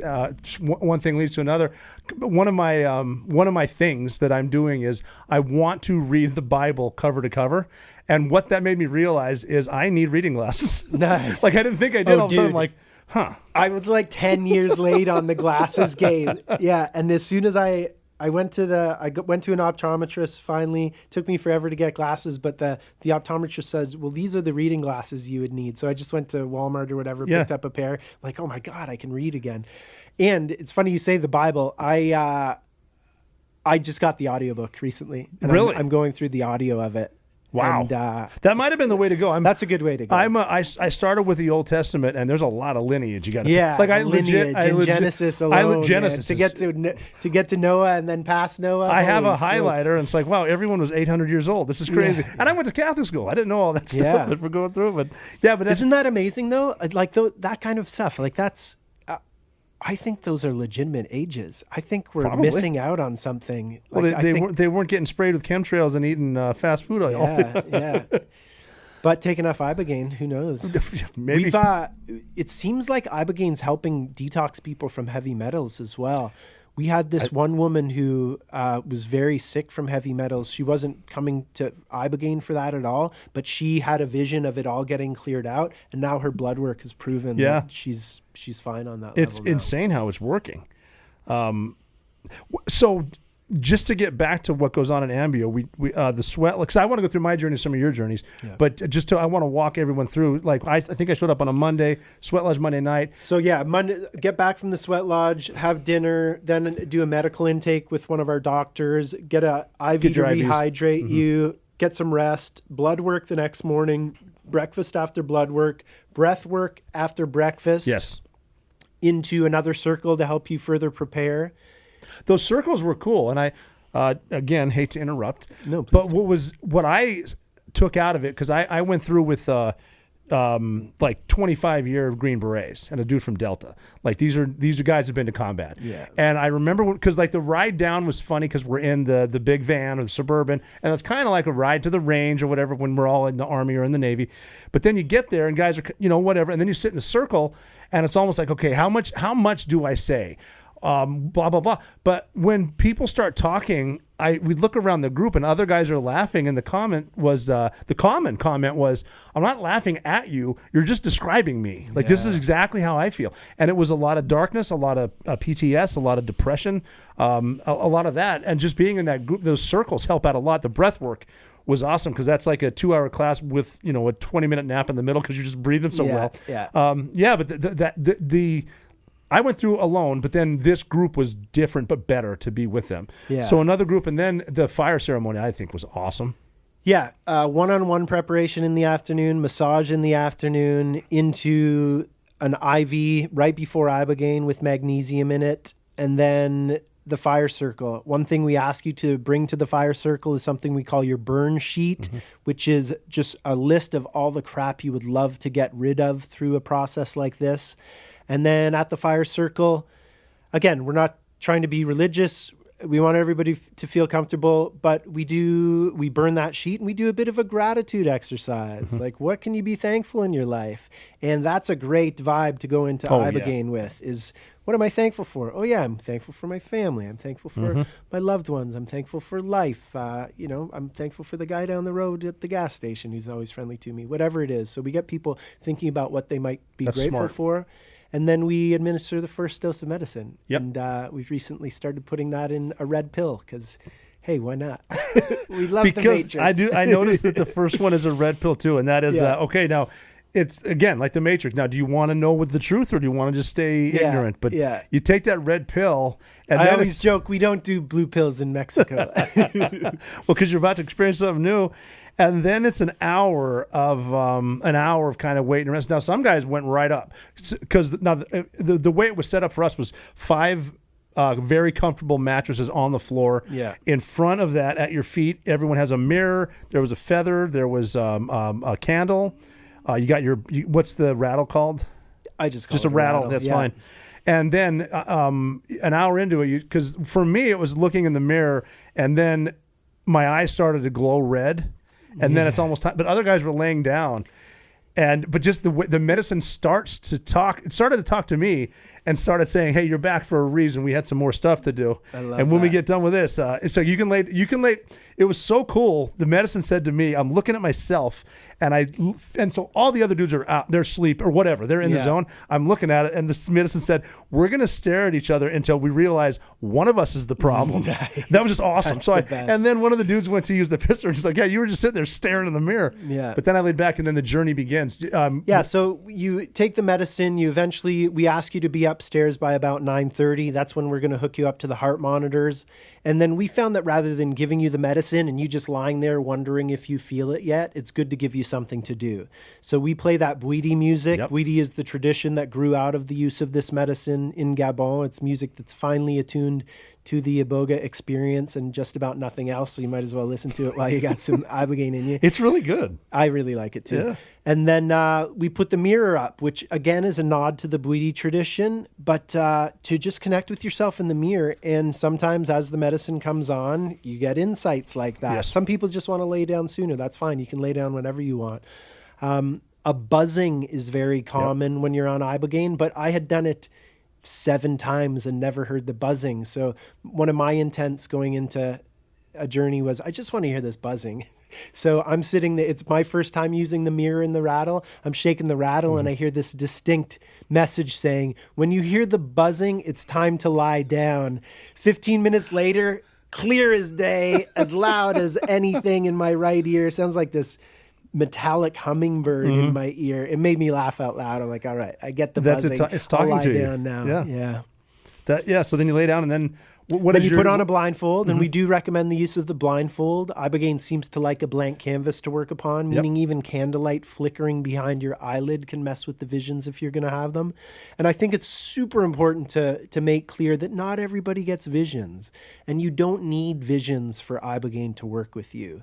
It's very rare that somebody a month or 2 or a year down the road is saying, yeah, I did Ibogaine, I had this vision and it changed my life. It's not really like that. It's more like you take Ibogaine, some weird shit happens, you may or may not see things, and your life seems to get better. Yes. So people get disappointed they don't have visions. Don't be disappointed. You're still getting that course change. Right. I've heard that some dudes actually slept through it and said, well, nothing happened, but then your life does change. Yeah, I think consider those people lucky. Like, Ruby, the medical manager, who we love, her first time doing Ibogaine, she's hooked up to a heart monitor. She's a bit of a workaholic. She's analyzing her own heart rhythm. And the Ibogaine says nope. And she said she just felt like a TV that got unplugged for about 8 hours. Doesn't remember anything, not even the passage of time.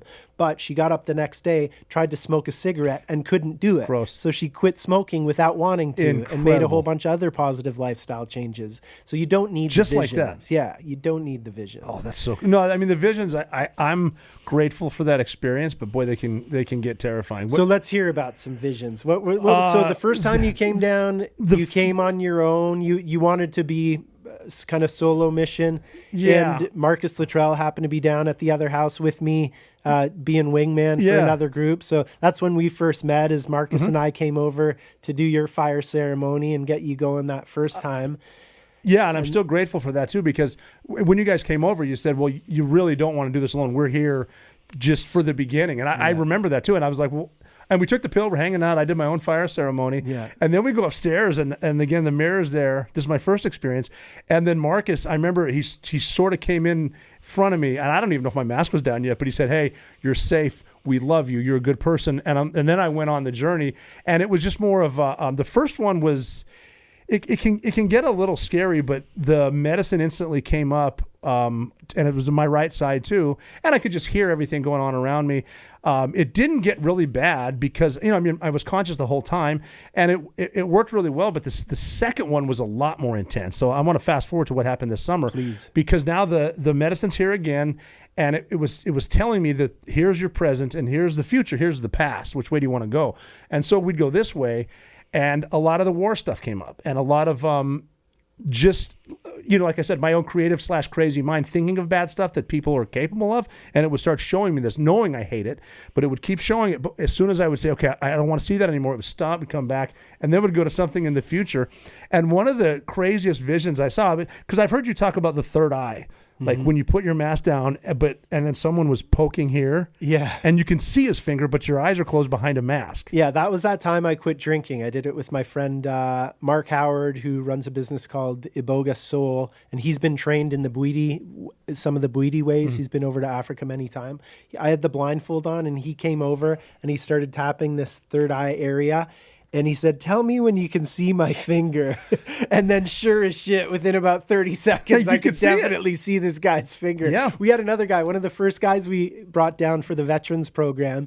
He came out of the room in the morning and he's holding his eye mask. And he said, I just realized this thing is see-through. I'm like, no, man, it's not see-through. I came back hours later. He had been outside with the mask trying to see the sun through it. And he's like, nope, it's definitely not see-through. It's not see-through. I remember looking when I was on my second one, looking at the other veterans, and I could see their eyes through their mask and through my mask. But then the funny visions was Jessica showed up, my wife, and she had our daughter Valor in a stroller. And so I know I'm there. And Jessica said, hey, just give your daughter a kiss and we'll leave. And I'm coherent, mask down. And I said, I know you're not here. I know where I am. You're not here. She would just pull the mask up, give her a kiss, we'll leave. Pull it up. They're not there, so I put it back down. Then all of a sudden we walked down, and this is as I'm laying in this bed. We walked down. I had an Ambio shirt on.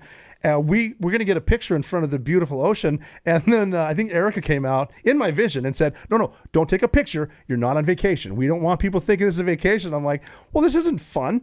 Then I start thinking, I got to get on my computer because I must have. And then I realized, no, wait a minute. I'm still in the same spot. And then you can hear people talking all around you. Auditory hallucinations, big time. And then I looked over at the guy next to me, the Army guy, and I go, what? And he goes, what? And I go, what?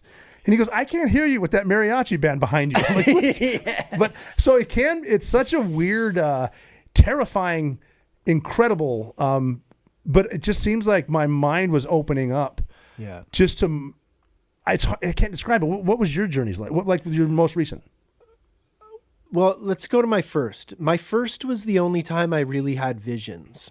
I've done it 10 times now. Wow. My first time was I did it kind of. I took a half dose once. It didn't work out very well. My first time doing it, I had my business partner with me, some other people sitting for me.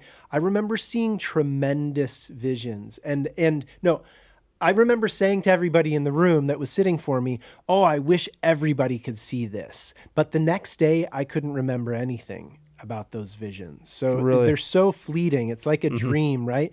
Ibogaine's been called oniric, which means as related to dreams, and it can be so fleeting like that. So that first time, actually, I do remember one vision that time, and it was like I was being shown that what we are on a certain level is these giant ultraviolet pyramids, like larger than life itself. And it was kind of like a Michael Bay film. I was being flown around this pyramid in this wide angle. And it showed me that what we have done as humanity is we feel as though we've broken the capstone off of the top of that pyramid. And we are acting as if we are broken, whereas in reality, that capstone cannot be fucked with.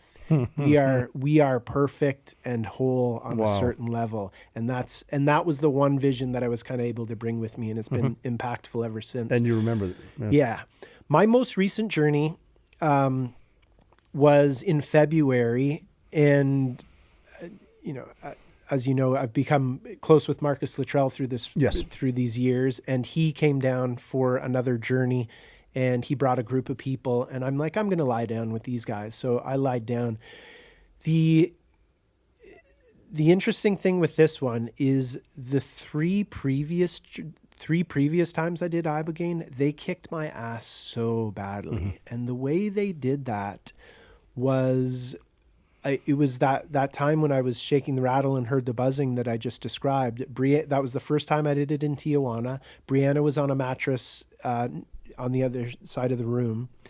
And one of my intents going into that journey was to make my relationship with her better. Cool. And so the medicine kicks in, I'm lying down, I'm feeling pretty good. And the first question I ask is, well, what about Brianna?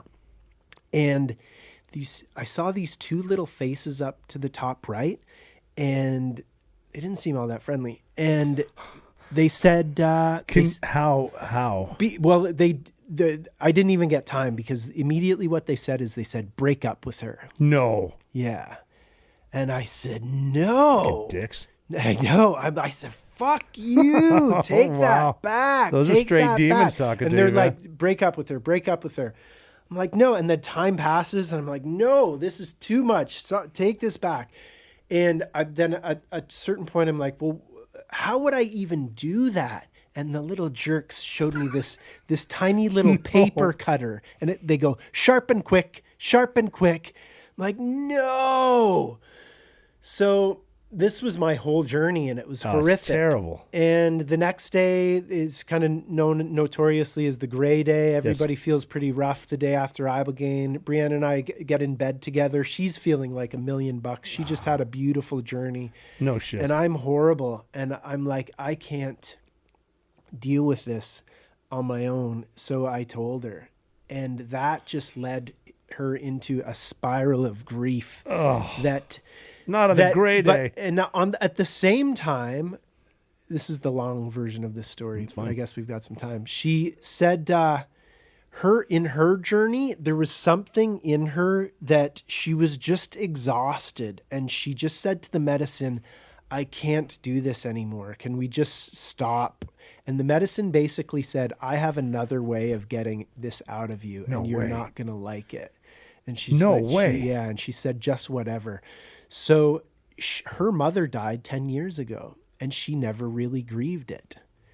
And me telling her the medicines told us to break up. This medicine that we definitely don't worship this medicine, but it is an ally. Yes. And we've oriented our lives around it. And for it to tell us to break up, it just broke her. And she grieved for the next 8 to 10 hours like she had never grieved. And it was grief coming out for her mother. She realized it, and she put 2 and 2 together in that moment. She's like, that's how it worked. This wily thing told me it was going to get me out of it somehow. So we basically said, fuck this. We're like, let's just up level. Let's make our relationship better in every way we can. Damn. I am not going to just break up with you. I don't want that. You don't want that. This is meant to be. And we essentially went to the next year with kind of gritting our teeth like that through it. And at the same time, there's all this doubt within me. Like, what is it? Like, is something horrible going to happen if I don't break up with her? Like, what is it? So then the next year we do it around the same time. We tend to have some time around Christmas, so we do it then. We did it at my place this time, but we had Danny, the nurse, come and sit for us. She was in one room, I was in another room, and it immediately told me the same thing, to break up with her. Yeah. And I'm just like, nope. And I just sat through it. I'm like, I didn't really get any other insights that journey. The next morning, I said to myself, I am definitely not telling Brianna about this. Get in the shower, have a quick rinse, hop into bed with her, and I tell her right away. Immediately tell her. So that was even worse grief. That was even worse for her, for me. Horrible. But again, just no. Grin and bear it. We're gonna figure this out. This does not feel right. And Brianna brought a beautiful phrase to me recently from one of her teachers, which we've used a lot since hearing it, which makes total sense, is truth brings relief. It might be hard to hear at first, but it should bring some type of relief. And I was not getting any kind of relief from this news whatsoever, break up with her. So we just pushed through again. And then I did kind of an accidental large dose of Ibogaine. We got a new batch of medicine straight from Gabon, this beautiful medicine that Jonathan was able to legally export from Gabon and turn into a purified total alkaloid, very strong medicine. But we didn't know how strong it was. So Jonathan was testing it out. He was taking a full dose, and then Jose and I and a few others were sitting for him. And I took kind of a low dose, and it ended up being a super powerful dose. No way. And I was kind of on a mattress purging, and the medicine said the same thing. I got the same thing from it. Yes. So I did not tell Brianna this time. I went months without telling her. So now Marcus and the crew are coming down. I'm going to do medicine. And it's like I said, I'm sadly an irreverent son of a bitch sometimes. And this time, as I'm basically preparing to have my ass kicked by this medicine again, and something in me said, hey, dumbass, why don't you just properly prepare for a change? So I did. I got some coaching for the first time, which again, all of our clients get that, but I hadn't done it myself. And I noticed when I was thinking about, I had been doing a lot of work about moving from your head to your heart, whatever that means. And I think ultimately what it means is actually focusing on your chest cavity and feeling the feelings and emotions that come from there rather than spinning yourself up out here all the time.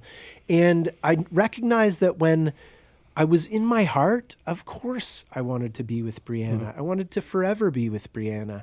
But it was up here that I was able to slice and dice things and figure out ways why it might be a good idea to break up with her. So my intent going into this journey was I'm just going to stay in my heart the whole time. Again, what that means is to literally focus on your heart. There's a great technique called heart math, and it's, feel your chest, breathe in, imagine the breath going in and out directly from your chest, from your heart. And you can kind of relax your whole nervous system by doing that. So I went into this Ibogaine journey entirely focused on my heart. And the medicine came on gently. It was beautiful. And it kind of said in its nonverbal way of saying, that wasn't me, that was you. And it just all of a sudden made complete sense. I have a fucking cut and run in me. Oh, wow. I have broken some hearts because if things aren't going perfect, I'm out of here. That's been great for careers because I'll rise to the top of my field and then I'm out of here. And I've moved on and on in careers. But in relationships, it's horrible. And Ibogaine, again, I don't expect that. Ibogaine knows it's going to get me back year after year. It was a 3-year lesson for me. It's not going to do that for the average person, I don't think. But all of a sudden, it just made complete and utter sense. That was entirely me. That was my own mind. That was the cut and run, which if that hadn't have been brought to the surface, that would have eventually destroyed our relationship. Crazy.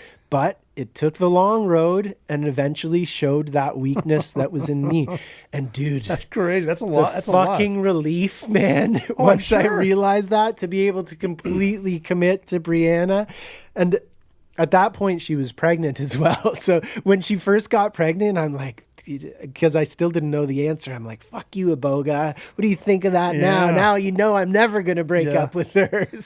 That wasn't me. It was you. It's so hard to describe the medicine talking to you. Yeah. When I did my second one, my most recent journey, I thought I needed a booster. So you can get an extra pill to whatever. And so I was saying, everyone else is kind of under, and I don't know if I'm quite there. I'm going to get a booster. And the medicine said, oh, no. You don't need a booster.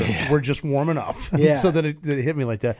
So that's it was just telling you to just go into your own heart. Yeah, and that was part of the lesson, was just be more heart centered. Like, we're all super clever up here, but as my friend Dr. Gabor Mate, you should look him up if you don't know him. He met Sadhguru. Do you know who Sadhguru is? No. Have you seen him? He's an Indian mystic. And I find he's got incredible teachings. I've learned some yoga and meditation from him. But Gabor met Sadhguru, and Gabor was, even with all the work he's done, he was still suffering a lot himself. And Sadhguru says, your intellect, it's incredibly good at cutting things up. You can slice and dice the world, but when that is used internally, that's going to be a million little paper cuts. So that was a lesson for me, is like your intellect's always going to be able to slice and dice.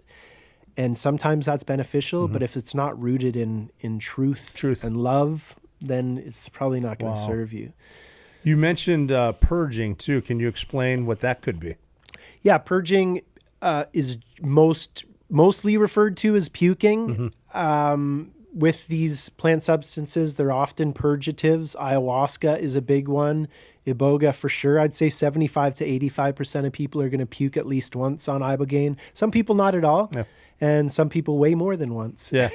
I think that, and the way it felt for me, I sweated the whole time the first time. Yeah, this time, so that's purging, sweat. You shitting yourself. Shit yourself, I'm sure. Yeah, but you every make time, it to the toilet. Yeah, you try. When I puked, it felt like it almost felt like, here's the issue. Let's deal with it. Get rid of it. Yeah, and I don't even know if that's just in my head, but it's just that's what I say. People, you might purge, but it feels purposeful when you're doing it. Like you're getting rid of stuff that no longer needs to be in there. Even with dry heaves.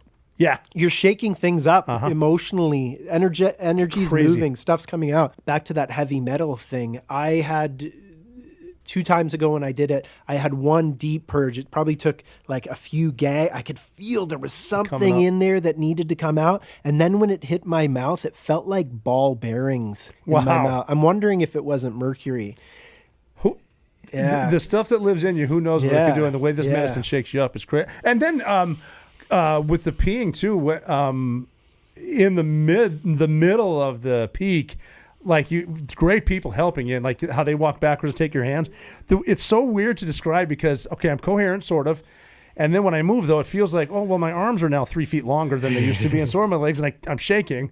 So someone has to walk me. And there was even a point, too, where I was like, I can't make it for another hour, so either bring me something to pee in, or I'm going to go all over the mattress. I really don't care at this point. Yeah. But it's a weird... you become super ataxic, very shaky, lack of control of your muscles.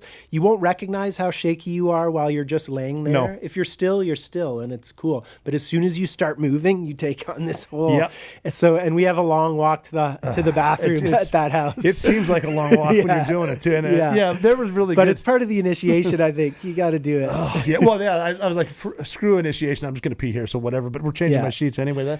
Then when you start to come down, so what's average time? Like 9 hours, 10 hours? Yeah, I think kind of the psychedelic bells and whistles, the most intense part is going to be anywhere from 6 to 12 hours kind of thing.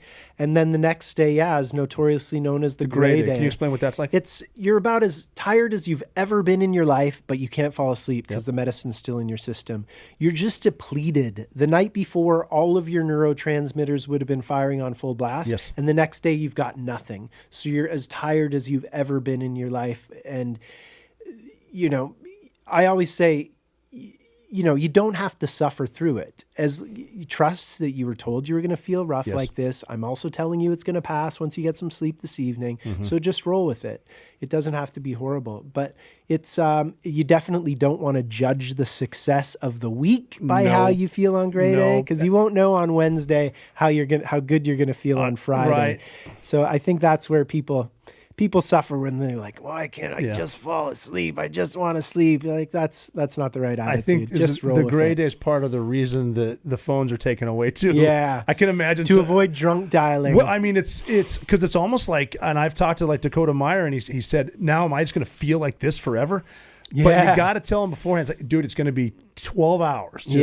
You think you're stuck there forever. Oh God, it could be bad too. That's a common psychedelic experience. Is, oh my God, I've wrecked my brain for life. Like, no, just. I remember we did a circle before Reiki, so we finished Ibogaine, sort of slept or whatever, and then we're sitting in a circle and we're discussing our Ibogaine journey. And at the time, those guys were saying all they could say was it was just dark, man. It was just dark. It was dark.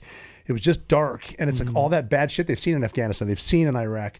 And that just kind of came out. And they almost didn't realize we're not done yet. We have more stuff to do. But boy, it shakes it loose and shows it to you. And we had, picture of a 45-year-old Army Green Beret sergeant major who goes downstairs, comes back in a minute and says, I can't be alone right now. I'm too scared. It shook everything loose. Yeah. And it was all there first time. My second, I'm like, okay, we got Reiki coming up and then 5-MeO tomorrow. So the Reiki, now that woman came in. Yeah. She's incredible. Berta. Yeah. Not all Reiki practitioners are created equal. Reiki, for people that don't know, it's kind of like a touchless, energetic massage. And to be honest, myself, when I get it done, I don't really feel much. But for some people, they say that was kind of the pinnacle of the week for them, is she says something or does something or clears something up, and that's when things really change for them. But she's something.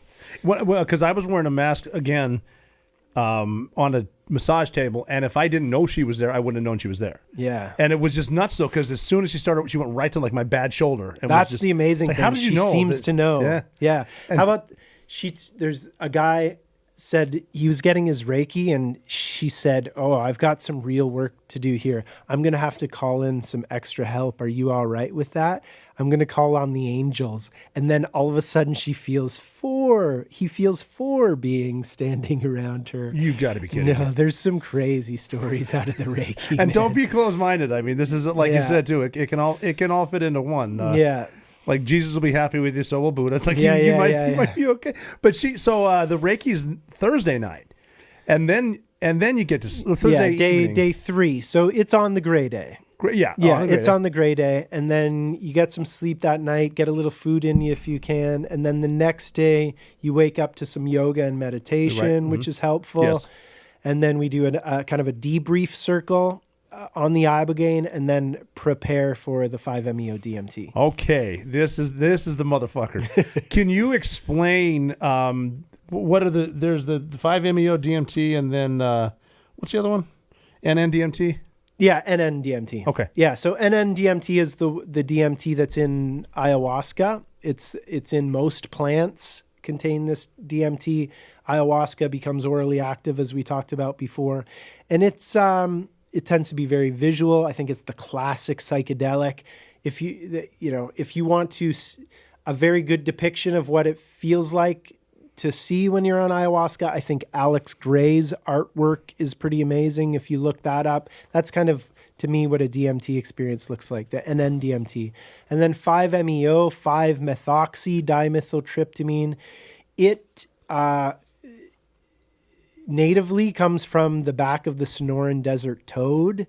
Again, how did they figure out to smoke the excretion from the back of a Sonoran Desert toad? It's pretty amazing. It's been referred to as the God particle or the bliss molecule. When I'm preparing people for it, they've just done Ibogaine, and I say Ibogaine's very much a dualistic type experience. So like we're used to in regular life, it's you and it's everything else. It's you and the bucket you're puking into. It's you and the visions you're seeing, the sounds you're hearing, the wobbling to the bathroom. But it's like we're used to. It's you and it's everything else. Whereas 5-MeO is more of a non-dualistic type experience. And the way I describe that is, imagine you are a drop of water or a drop of rain, and all of a sudden you get to experience yourself as the whole ocean for a few minutes. So you're setting aside this smaller sense of identity as the drop to take on this greater sense of identity as totality for a few minutes. Or, there's different layers to that onion, but I think that's ultimately what it's bringing you towards. A few minutes too is a way to describe it, but a few minutes technically on my watch, you lose track but you of time. Slip into eternity. Completely eternal. Yeah. I lost track of time. And I don't know how many times I've done the 5-MeO, a couple.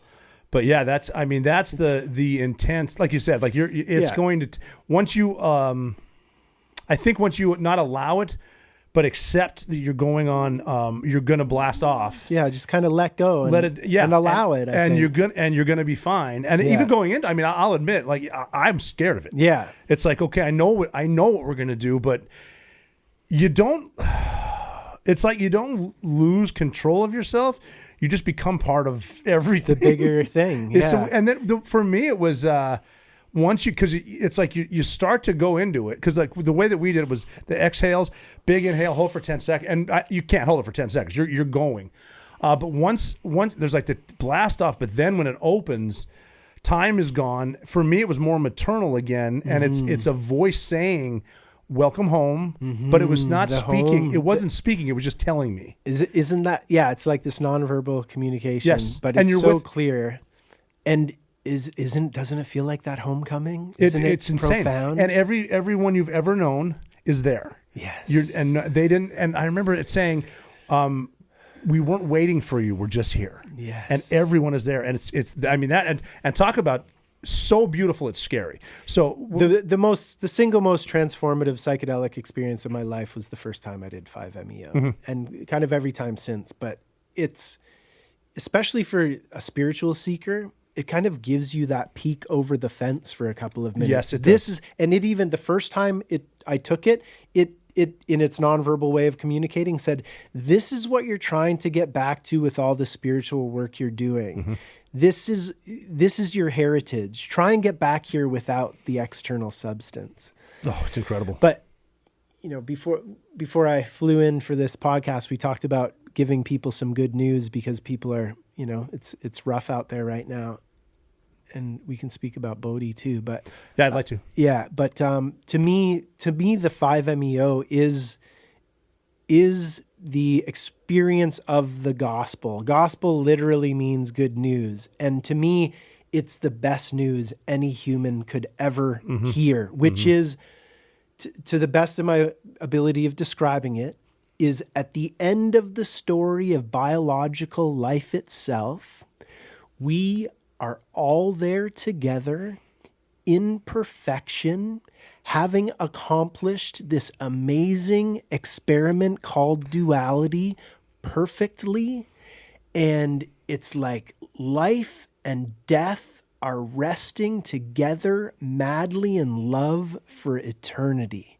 And we're all there together. Like, heaven is real, enlightenment is real, samadhi is real. I think those are all the same words for the same thing, which is just the ultimate state that we get to rest in for eternity, is a perfection that just keeps getting more perfect. That's amazing. And we're stuck there forever with us. And we realize as we're there that this is the only thing we were ever after. That might be the coolest way I've ever heard it described. And it is like that too. And you don't even need to be in control of yourself. You're just there. You're just and there. I love that everyone else was too. Yes. It's craziness. It's just the welcoming. It's almost like even when I go back, it's like, welcome back. Yeah. Here we are. The God molecule is the only, the beauty, because what I notice too is, and I'm not afraid of this, I'll cry my eyes out every time I get done, because the whole time when I get deep into it, I'm either saying yes or I'm saying thank you. Yes. And then I can just feel myself exhaling, and like the exhalation doesn't stop the whole time I'm exhaling. And then it'll tell me you need to inhale some love or whatever. And then as soon as I realize I'm coming, either get more or come back to it, then the emotion comes through, and the most beautiful sobbing, drooling. I look like my daughter crying all over but it's just so peaceful. And then watching other guys go through it too, because I mean, it's almost like you can't tell what they're going through, and it might look like a bad trip. I'm glad Juan was a black belt in jiu-jitsu for some of these guys, because you got to maintain some control on some of these guys. But when you get done, like they brought a plate of fruit, and I could smell it. The best fruit I you could ever smell had. it. Yeah. And just the feeling, like even going to San Diego to fly out, I'm in an airport, which can be dangerous for me, and I'm looking at a tequila bar. It's beautiful colors, all Miami looking, and I remember looking at it thinking, that just doesn't make sense. Yeah. Just crazy the outlook on everything. Yeah. I was on Sean Ryan's podcast, and I described my first time doing 5-MeO, and I've had some people come in afterwards after hearing that, and I've seen it in the comments. The way I described it is, it felt as though I was in the perfect cradle of creation. I was the one child of creation, and paradoxically so was everyone else. I said, I was Christ, I was Buddha, and so was everyone else. So I've gotten tons of flack from saying I was Christ. I'm like, you're missing the point. We all are. It's what Jesus was here to try and pull us towards, is live this life so we can all be back in this perfect unity, having accomplished this profound experience with each other. So it's not like I think I'm Jesus. I'm saying there is something within us that is absolutely divine and perfect, and it's in you as it is in me, and it feels as we feel as though we are one within it, but we all still get to keep our sense of identity Yes. as well is what I can, the best I can figure out. It's the best of all possible things. And I could understand why a lot of religious people would sort of be against that, but if you experience it, it's an afterlife. It's heaven. It's a different dimension, but there is no hell. And what I mean, we were talking about on the ride over. I had someone tell me the only people who go to hell are people who think they deserve to. Yeah. But if you can get this enlightenment, it shouldn't be afraid, and there would be more peace. Yeah. The enlightenment is the again. And I'm not at a loss for words, but I'm at a loss for words. It's hard. I don't ever not know when to shut up. Yeah. The just the sheer perfection of it. I think that's. In psychedelics, we talk all the time about integration. Like it's like taking the journey, taking the experience, and then integrating it into your life. And then you've got to ask, well, what's the ultimate integration? Which again, I think is the thing we're seeking in all spiritual paths. And I think the ultimate integration is to realize that everything's actually perfect in every moment. There are literally billions of cells coordinating together right now to make this happen. The atomic perfection in this couch, like you can't escape perfection. It is so sheer and absolute. It's always there, but we can be in our ego, which is just the smaller sense of self and concerned with things. And it's easy to not focus upon that. But I think ultimate integration is recognizing that at all times, it's all actually perfect. It is. And yeah, like speaking of hell, like from what I've experienced, hell is a feedback loop. Hell is a feedback loop that you can't escape. And I think there are plenty of people that are stuck in that. I think this world, in some ways, for a lot of us, is a manifestation of that. Not a lot of us are living in the promise of the kingdom of heaven on earth or the kingdom of heaven within you. And I think,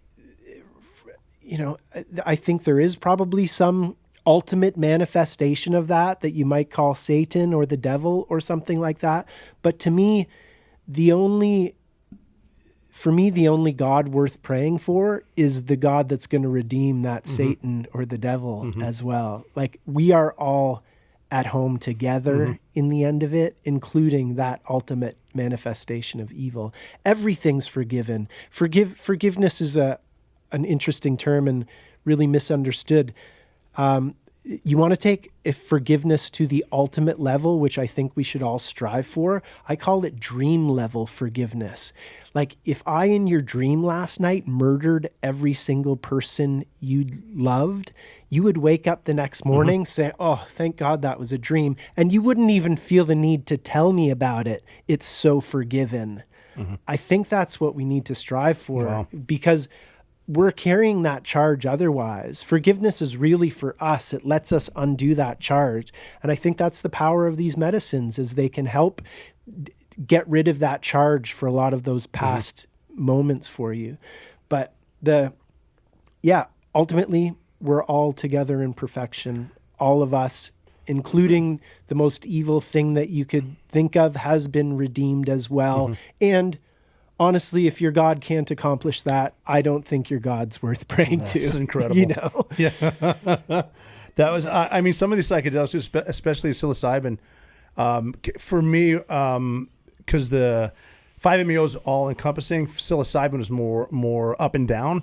But the way it put people, again, maternal, my wife, my kids, but then off to the sides, I would see people I considered bad guys before, and it was never hey, I apologize, or hey, I'm sorry. It's more of a, we're all just here. And nothing has happened by accident. Everything we're supposed to meet. We were supposed to do this, and now we're here. And it's really powerful. I think this might be why people have such a hard time describing it, because I think you're trying to describe a different dimension almost. Yeah. Well, that sense of going home, I've sat for a bunch of people on psilocybin mushrooms as well, therapeutically, put on a blindfold, put on headphones, go deep into yourself. And multiple people have gone home on that And in a different way, there does seem to be more of a duality and an ability to converse with those who are at home with you. So maybe a different level, maybe one tier down from that 5-MeO space.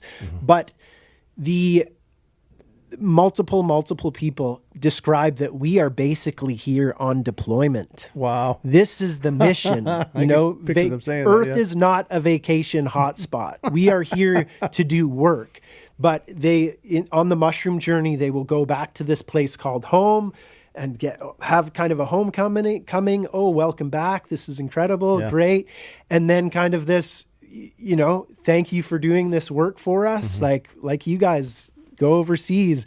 I think we are all on Earth basically on a deployment.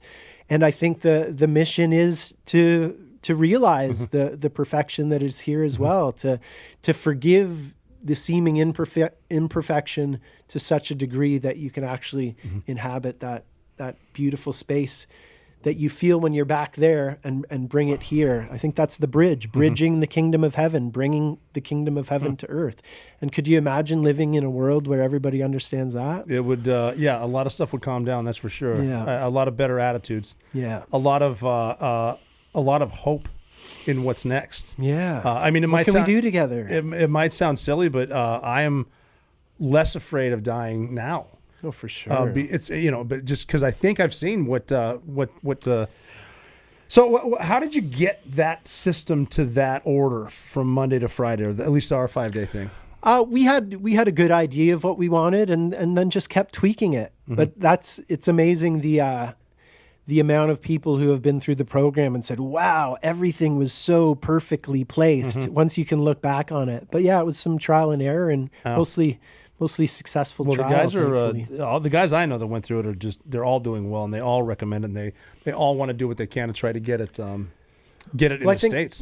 I think getting it into the States, I think a path forward for that is, for one, it needs to be rescheduled. Like it's currently Schedule 1, which is, there's a high chance of abuse and there's no medical use for it. So there's zero chance of abuse of Ibogaine from what you could try really hard and abuse it, I guess. You want to abuse that, have at it. Yeah. I'm going to do it again.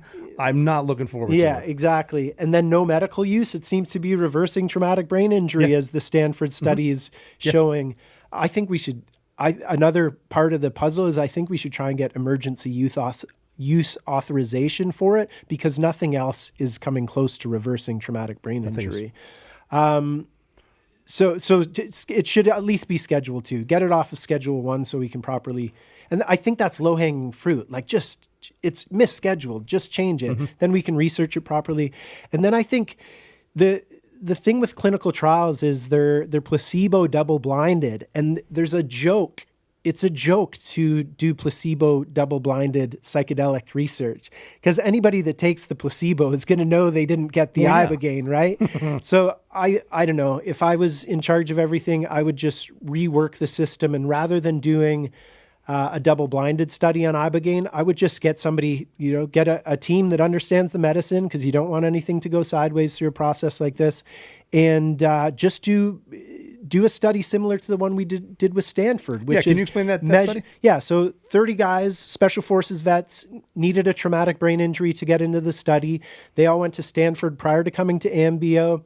They got a battery of tests, including brain scans, MRIs, and then they came just for Ibogaine. They didn't do 5-MeO because we just wanted to measure one signal. And then they went immediately back to Stanford for more brain scans, more tests, and then a lot of them did a month follow-up as well. So the study that's been published so far was published in the Journal of Nature Medicine.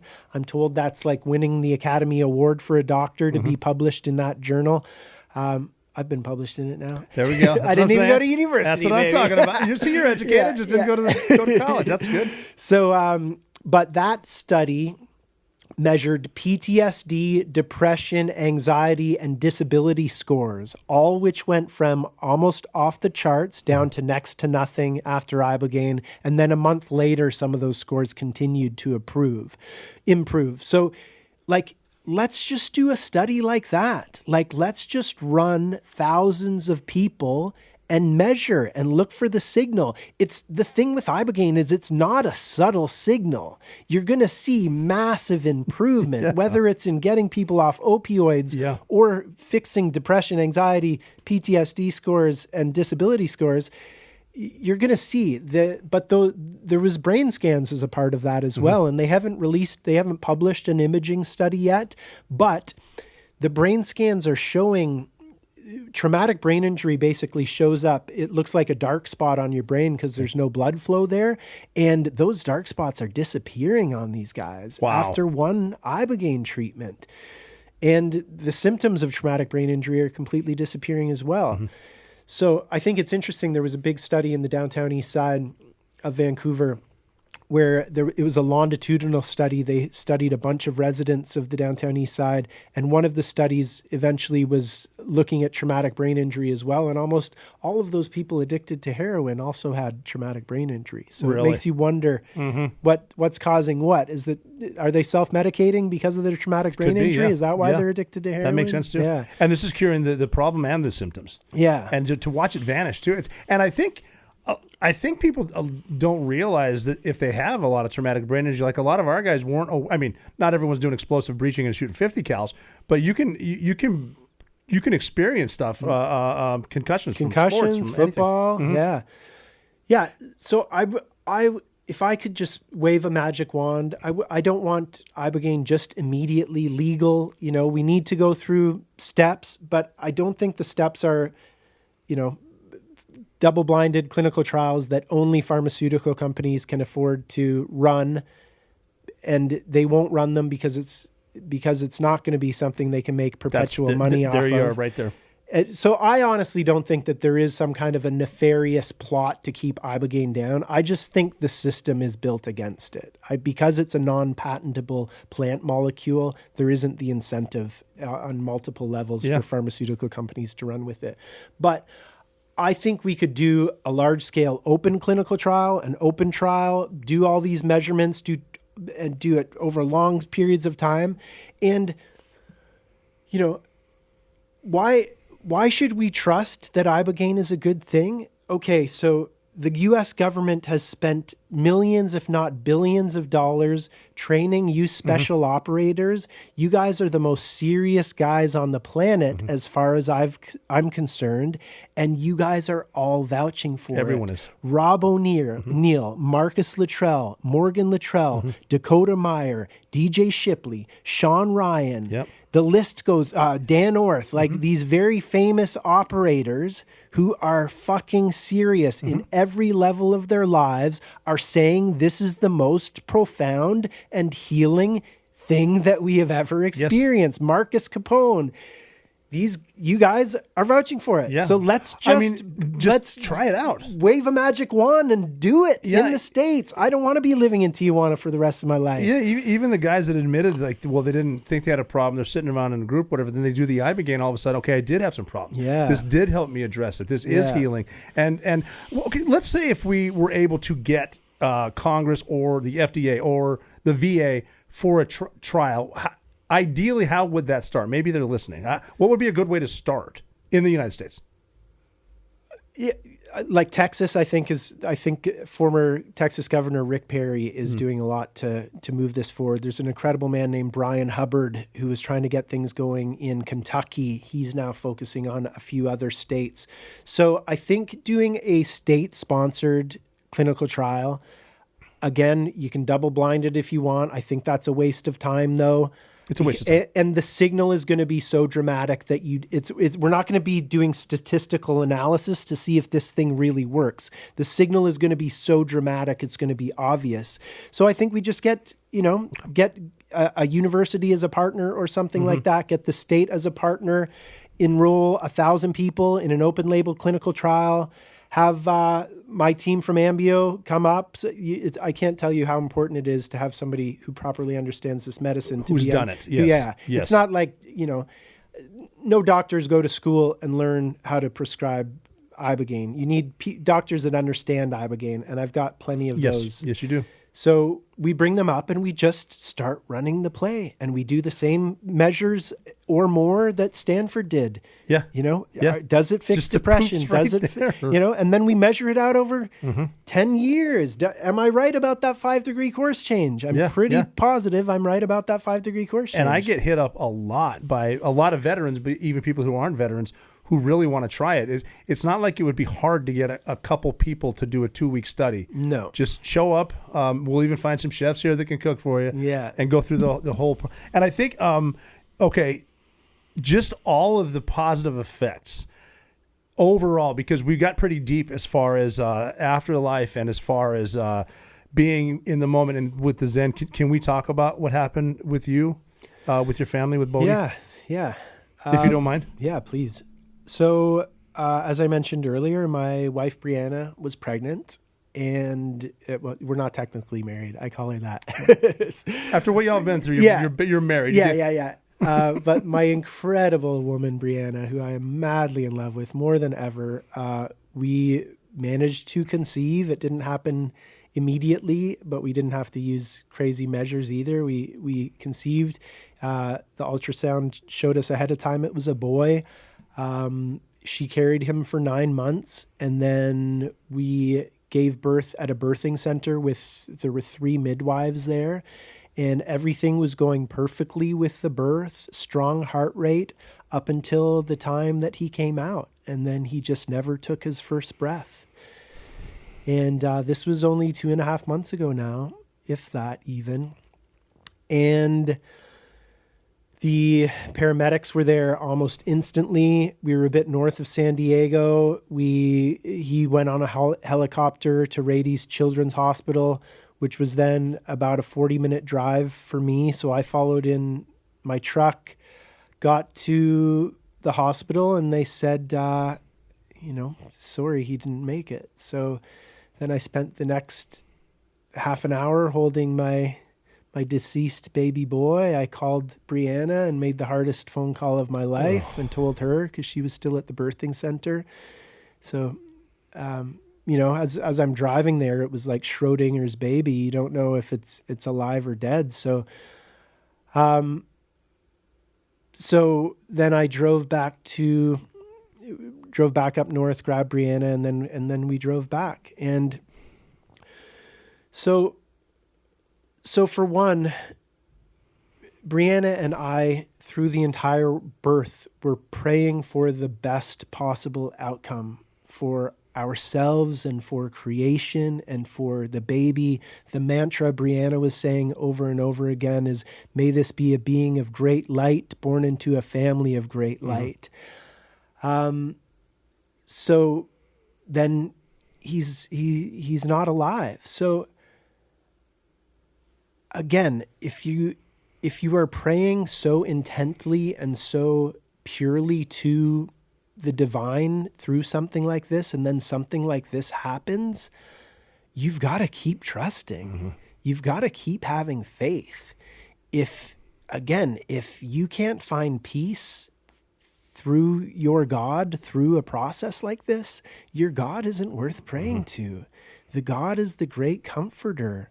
Fear not. So as I'm driving to the hospital the first time, I knew there was a potential that he wasn't going to make it, but I still had this tremendous peace about me.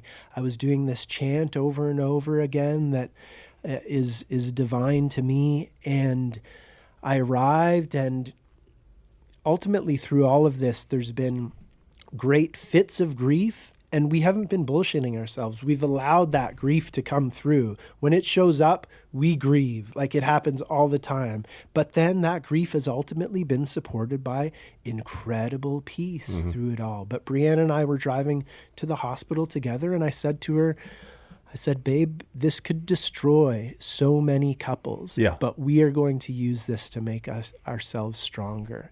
And we decided ahead of time what we were going to name him. We could not decide on any name. We were going over and over names.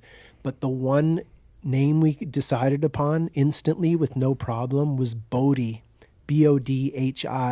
And Bodhi means ultimate enlightenment beyond the cycles of birth and death.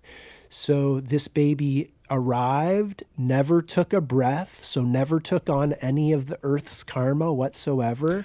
Wow. And now I feel as though he is our little sinless advocate on the other side. And Bodhi, meaning ultimate enlightenment, again, I think the Buddhist tradition talking about ultimate enlightenment and calling it Bodhi, for me, based on years of digging into this now and experience, is talking about the exact same thing as the kingdom of heaven within you that Jesus was trying to get us to. Mm-hmm. So don't let, I just wish people could let the cultural terms down and let's find the human experience that these things are trying to get us to. And I don't think it matters if you're Muslim or you're Irish Catholic. Mm-hmm. The human experience of that place is going to be the same for all of us. Mm-hmm. So I feel like this guy was this little enlightenment bomb that dropped upon the earth. And I have lived for years by a saying that within every adversity, there is the seed of an equal or greater opportunity. And with that in mind, I would not wish this upon anyone. I wouldn't want to do it myself again, but I want to be able to, in his name, look back on this as one of the best things that ever happened to me, because we used it to up-level once again. This is why I'm here right now. Again, I'm just an ordinary guy who happened to stumble upon what seems to be the most healing modality the earth has ever seen. So I was holding Bodhi, where Brianna and I went back and holding this perfect, beautiful boy and realizing that all of us was that. Mm-hmm. And all of us had parents that loved like this. So what I've got to help end more suffering. I think that's the incredible thing about some of these substances, to be able to experience the oneness of creation, meaning you're literally attached to everything, even these surface level. Like if you look at a flower, a rose, where does the rose end and the something else begin? Well, does it end where it contacts the soil? Well, no, it's pulling the soil up and making the soil that. Does it end in its contact with the air? Is that where they're two different things? No, it is the air. The rose breathes as well. The sun, no, we all need light. We all take that in. So even, we think we're separate from everything else, but if you use simple logic just like that, you can see that the rose is actually a manifestation of its environment. We are all manifestations of our environment. And again, if you take that logic to the entire way, it means that if anyone is suffering, we are all suffering. And I made that realization decades ago, and that really steered me towards, at least in part, towards the work that I'm doing now. Like, I might not be suffering. I had this moment in a hammock in Costa Rica in 2005. I worked for a software company. I sold some stock options at a good time. I thought I was just going to stay in Costa Rica for the rest of my life and chill out. All I wanted to do was be in hammocks. So not a bad way to that was my life goal, was to spend more time in hammocks. So I was reading a book. I had just smoked a little bit of a joint, and I fell back into this hammock, and I felt this sense of unity, like I really was in this bliss type state. And it was amazing. And something crept in and said, you're not going to really be able to enjoy this until you've helped more people get here. No kidding. And I'm like, shit. And I immediately made plans to start going back to the downtown east side. Mm-hmm. So that's where I started focusing again. And that's when I moved in down there for a few months in 2005. And all of this has grown out of that. But Bodhi has reminded me of that. None of us needs to suffer like this. No. And we've seen the way that people's suffering can be lifted through an experience like this. And again, it's not just for special operators. It's not just for drug addicts.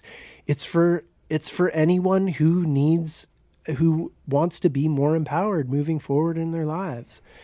And Bodhi has really reminded me of that. That's and incredible. I'm just like, I knew you had this podcast and we had just seen each other. Yeah. And I'm like, I just want to be way more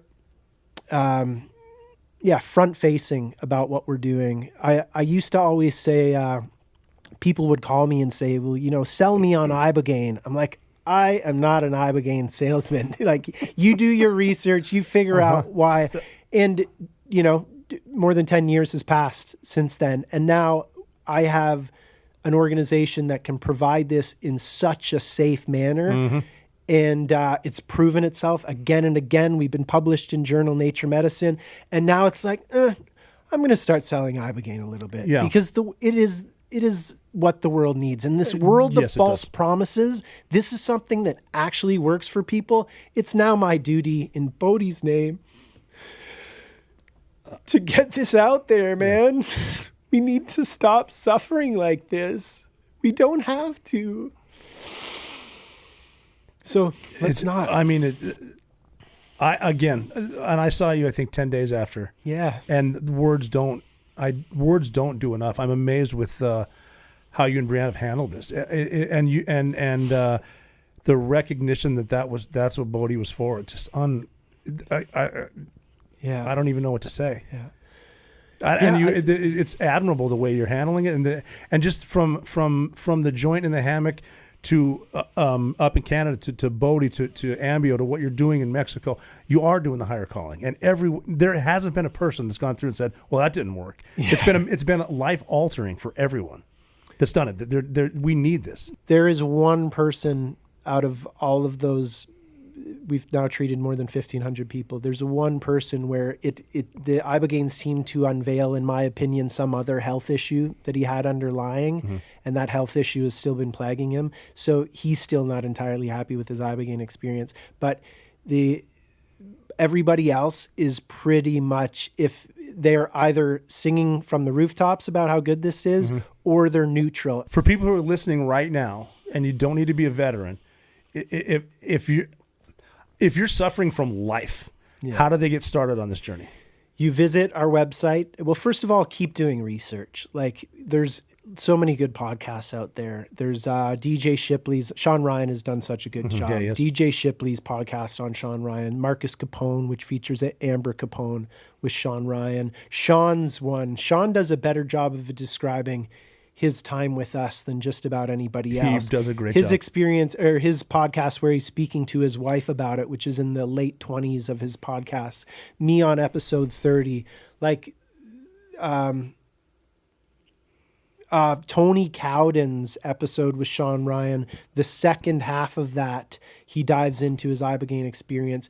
Do that kind of research with those kind of guys, because that's going to give you confidence. That's going to affect your mindset. So you're going to be able to say, look, these guys that I would go into war with are vouching for this. Yes. So get a lot of confidence. Do your own research. When you're ready, visit ambio.life, fill out an application, or shoot us a message to get more information. I'll just ballpark it. It costs about $7,000 for the 5-day treatment. There's some flexibility for veterans and nonprofits. But, we're not getting rich doing that either. We did the math, and that's the other beautiful thing about working out of Mexico, where Ibogaine is not regulated, so we can legally work with it there. But we did the math. If we were to do this stateside and pay and it would be at least $16,000 for a treatment like this. So, take advantage of the fact that we're operating out of TJ, and you just have to get to San Diego. But fill out an application, get more information. And then we'll really guide you through the process. Again, we give you coaching ahead of time. We give you coaching afterwards. It's, every step of the way, as you keep vouching for, is an incredible process. This is going to be a part of my life forever. Yeah. I do it once a year myself. It's going to be, Jessica has different opinions. It might be twice a year. Oh, but nice. at least, when I come back, it's just a different... What does it do? I love hearing from a spouse's perspective what happens. What would Jess say? The most common thing she said both times is, "I have my husband back." And that's the exact same thing Amber Capone said when Marcus came back the first time. I had one of the guys say, next time you talk to Amber Capone, tell her she saved my life because I was going to kill myself next week. And then we went through Ibogaine, and all of a sudden we're talking about fucking butterflies and flowers and how wonderful the sunshine is. Yeah. And that's not That's not hippieist. That's not whatever. I mean, people should know where I stand politically, but this is if you want peace, man. And if you're having a bad time right now, look it up. If you're a veteran, look up vetsolutions.org. Yeah. Veterans Exploring Treatment Solutions. Look up Ambio. It's real, it's there, and it can happen quickly, and it's a life changer. Yeah, and God bless Amber and Marcus, because that was not an easy trail for them to blaze either. Like, Navy SEALs, come on down for psychedelics. Yeah, that took a while. Well, one of the problems, too, is a lot of SEALs didn't tell each other about it. Like, I ran into some friends, like, I haven't had a drink in a year and a half. I'm like, well, that's awesome, man. How'd you do it? They didn't say anything. Finally, like, oh, I went and did Ibogaine. It's like, well, dude. Yeah, and you could have told me. Yeah. But I mean, it's just the experience, the camaraderie, the food, the place to stay, the go outside, the hammock, the Coronado Islands, the Mother Oceans. Yeah, and we have different locations. They're all beautiful, but you're not necessarily going to be at that same house when you come down. But you'll get the treatment. So in closing, what do you want to close with? Anything else you want to say? I don't know. In closing, I would just, like you just talked about, being able to look at the grass and the sun and being excited about that. I think that's, again, that integration I was talking about, that the ultimate integration is to recognize creation is actually perfect. Perfect. And how do you get towards that realization? I think the modus operandi should be faith. And when I talk about faith, I'm not talking about faith in a bearded man up in the sky. I'm talking about faith as an operational principle. So fear is just an expectation, but it's an expectation of a shitty thing to come. Whereas faith is just an expectation as well, but it's an expectation of a good thing to come. Mm-hmm. And you tend to get what you aim at. If you were trying to hit a dartboard right there, you wouldn't look over there. Fear is looking over there. Faith is, what do I want to accomplish? Wow. What do I want to see the world like? And can I just have faith enough to take a step in that direction? Mm-hmm. And you might not be able to get to Ibogaine right away, or maybe ever, but having faith as, the operator, as an operating principle, I think you need to find that faith. The world needs faith that we can find a way out of the messes right now. Absolutely brilliant. Faith and fear. Yeah. Brilliant. Well, Trevor, I can't thank you enough for coming. Such a pleasure, dude. Yeah, just awesome, man. We'll do this again, too, because with the other journey we have is to get Ibogaine into the United States. If any lawmakers want to reach out, let's find a way to wave a magic wand. This stuff just works, and we have these operators vouching for it. Every one of us. Who else do you want to vouch for it? There's nobody else with as much clout as you guys. So let's listen to you guys. Well, we're gonna keep pushing forward. So. Can't thank you enough for flying all the way up here. So right on. So glad to be brother. here, Great man. Great to have you. Thanks, Rob. Mm-hmm. I mean, sometimes I just don't have words. And Trevor's incredible. The story, his family is just, again, as someone who likes to talk for a living, I don't have the words to say what a wonderful human Trevor Millar is, and his wife, Brianna. This just incredible. But a testament to his life's work with psychedelics and what it can do, how it can help everybody too. You don't need to be a combat vet.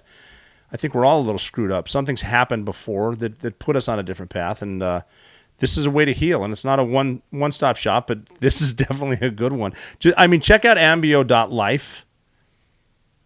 Read more about it. Find more about. There's testimonials on there from everyone that's been there, veterans included. But check them out, see where they are, and tell a friend or make donations or go yourself. There's a lot of great stuff there that can be found, and it's a beautiful way to shake up some of the demons and get rid of them. Ambio.life. I highly recommend checking that out too. And if just look into it, keep an open mind like that. If you can. If you can realize there's treatments out there, you're never out of the fight.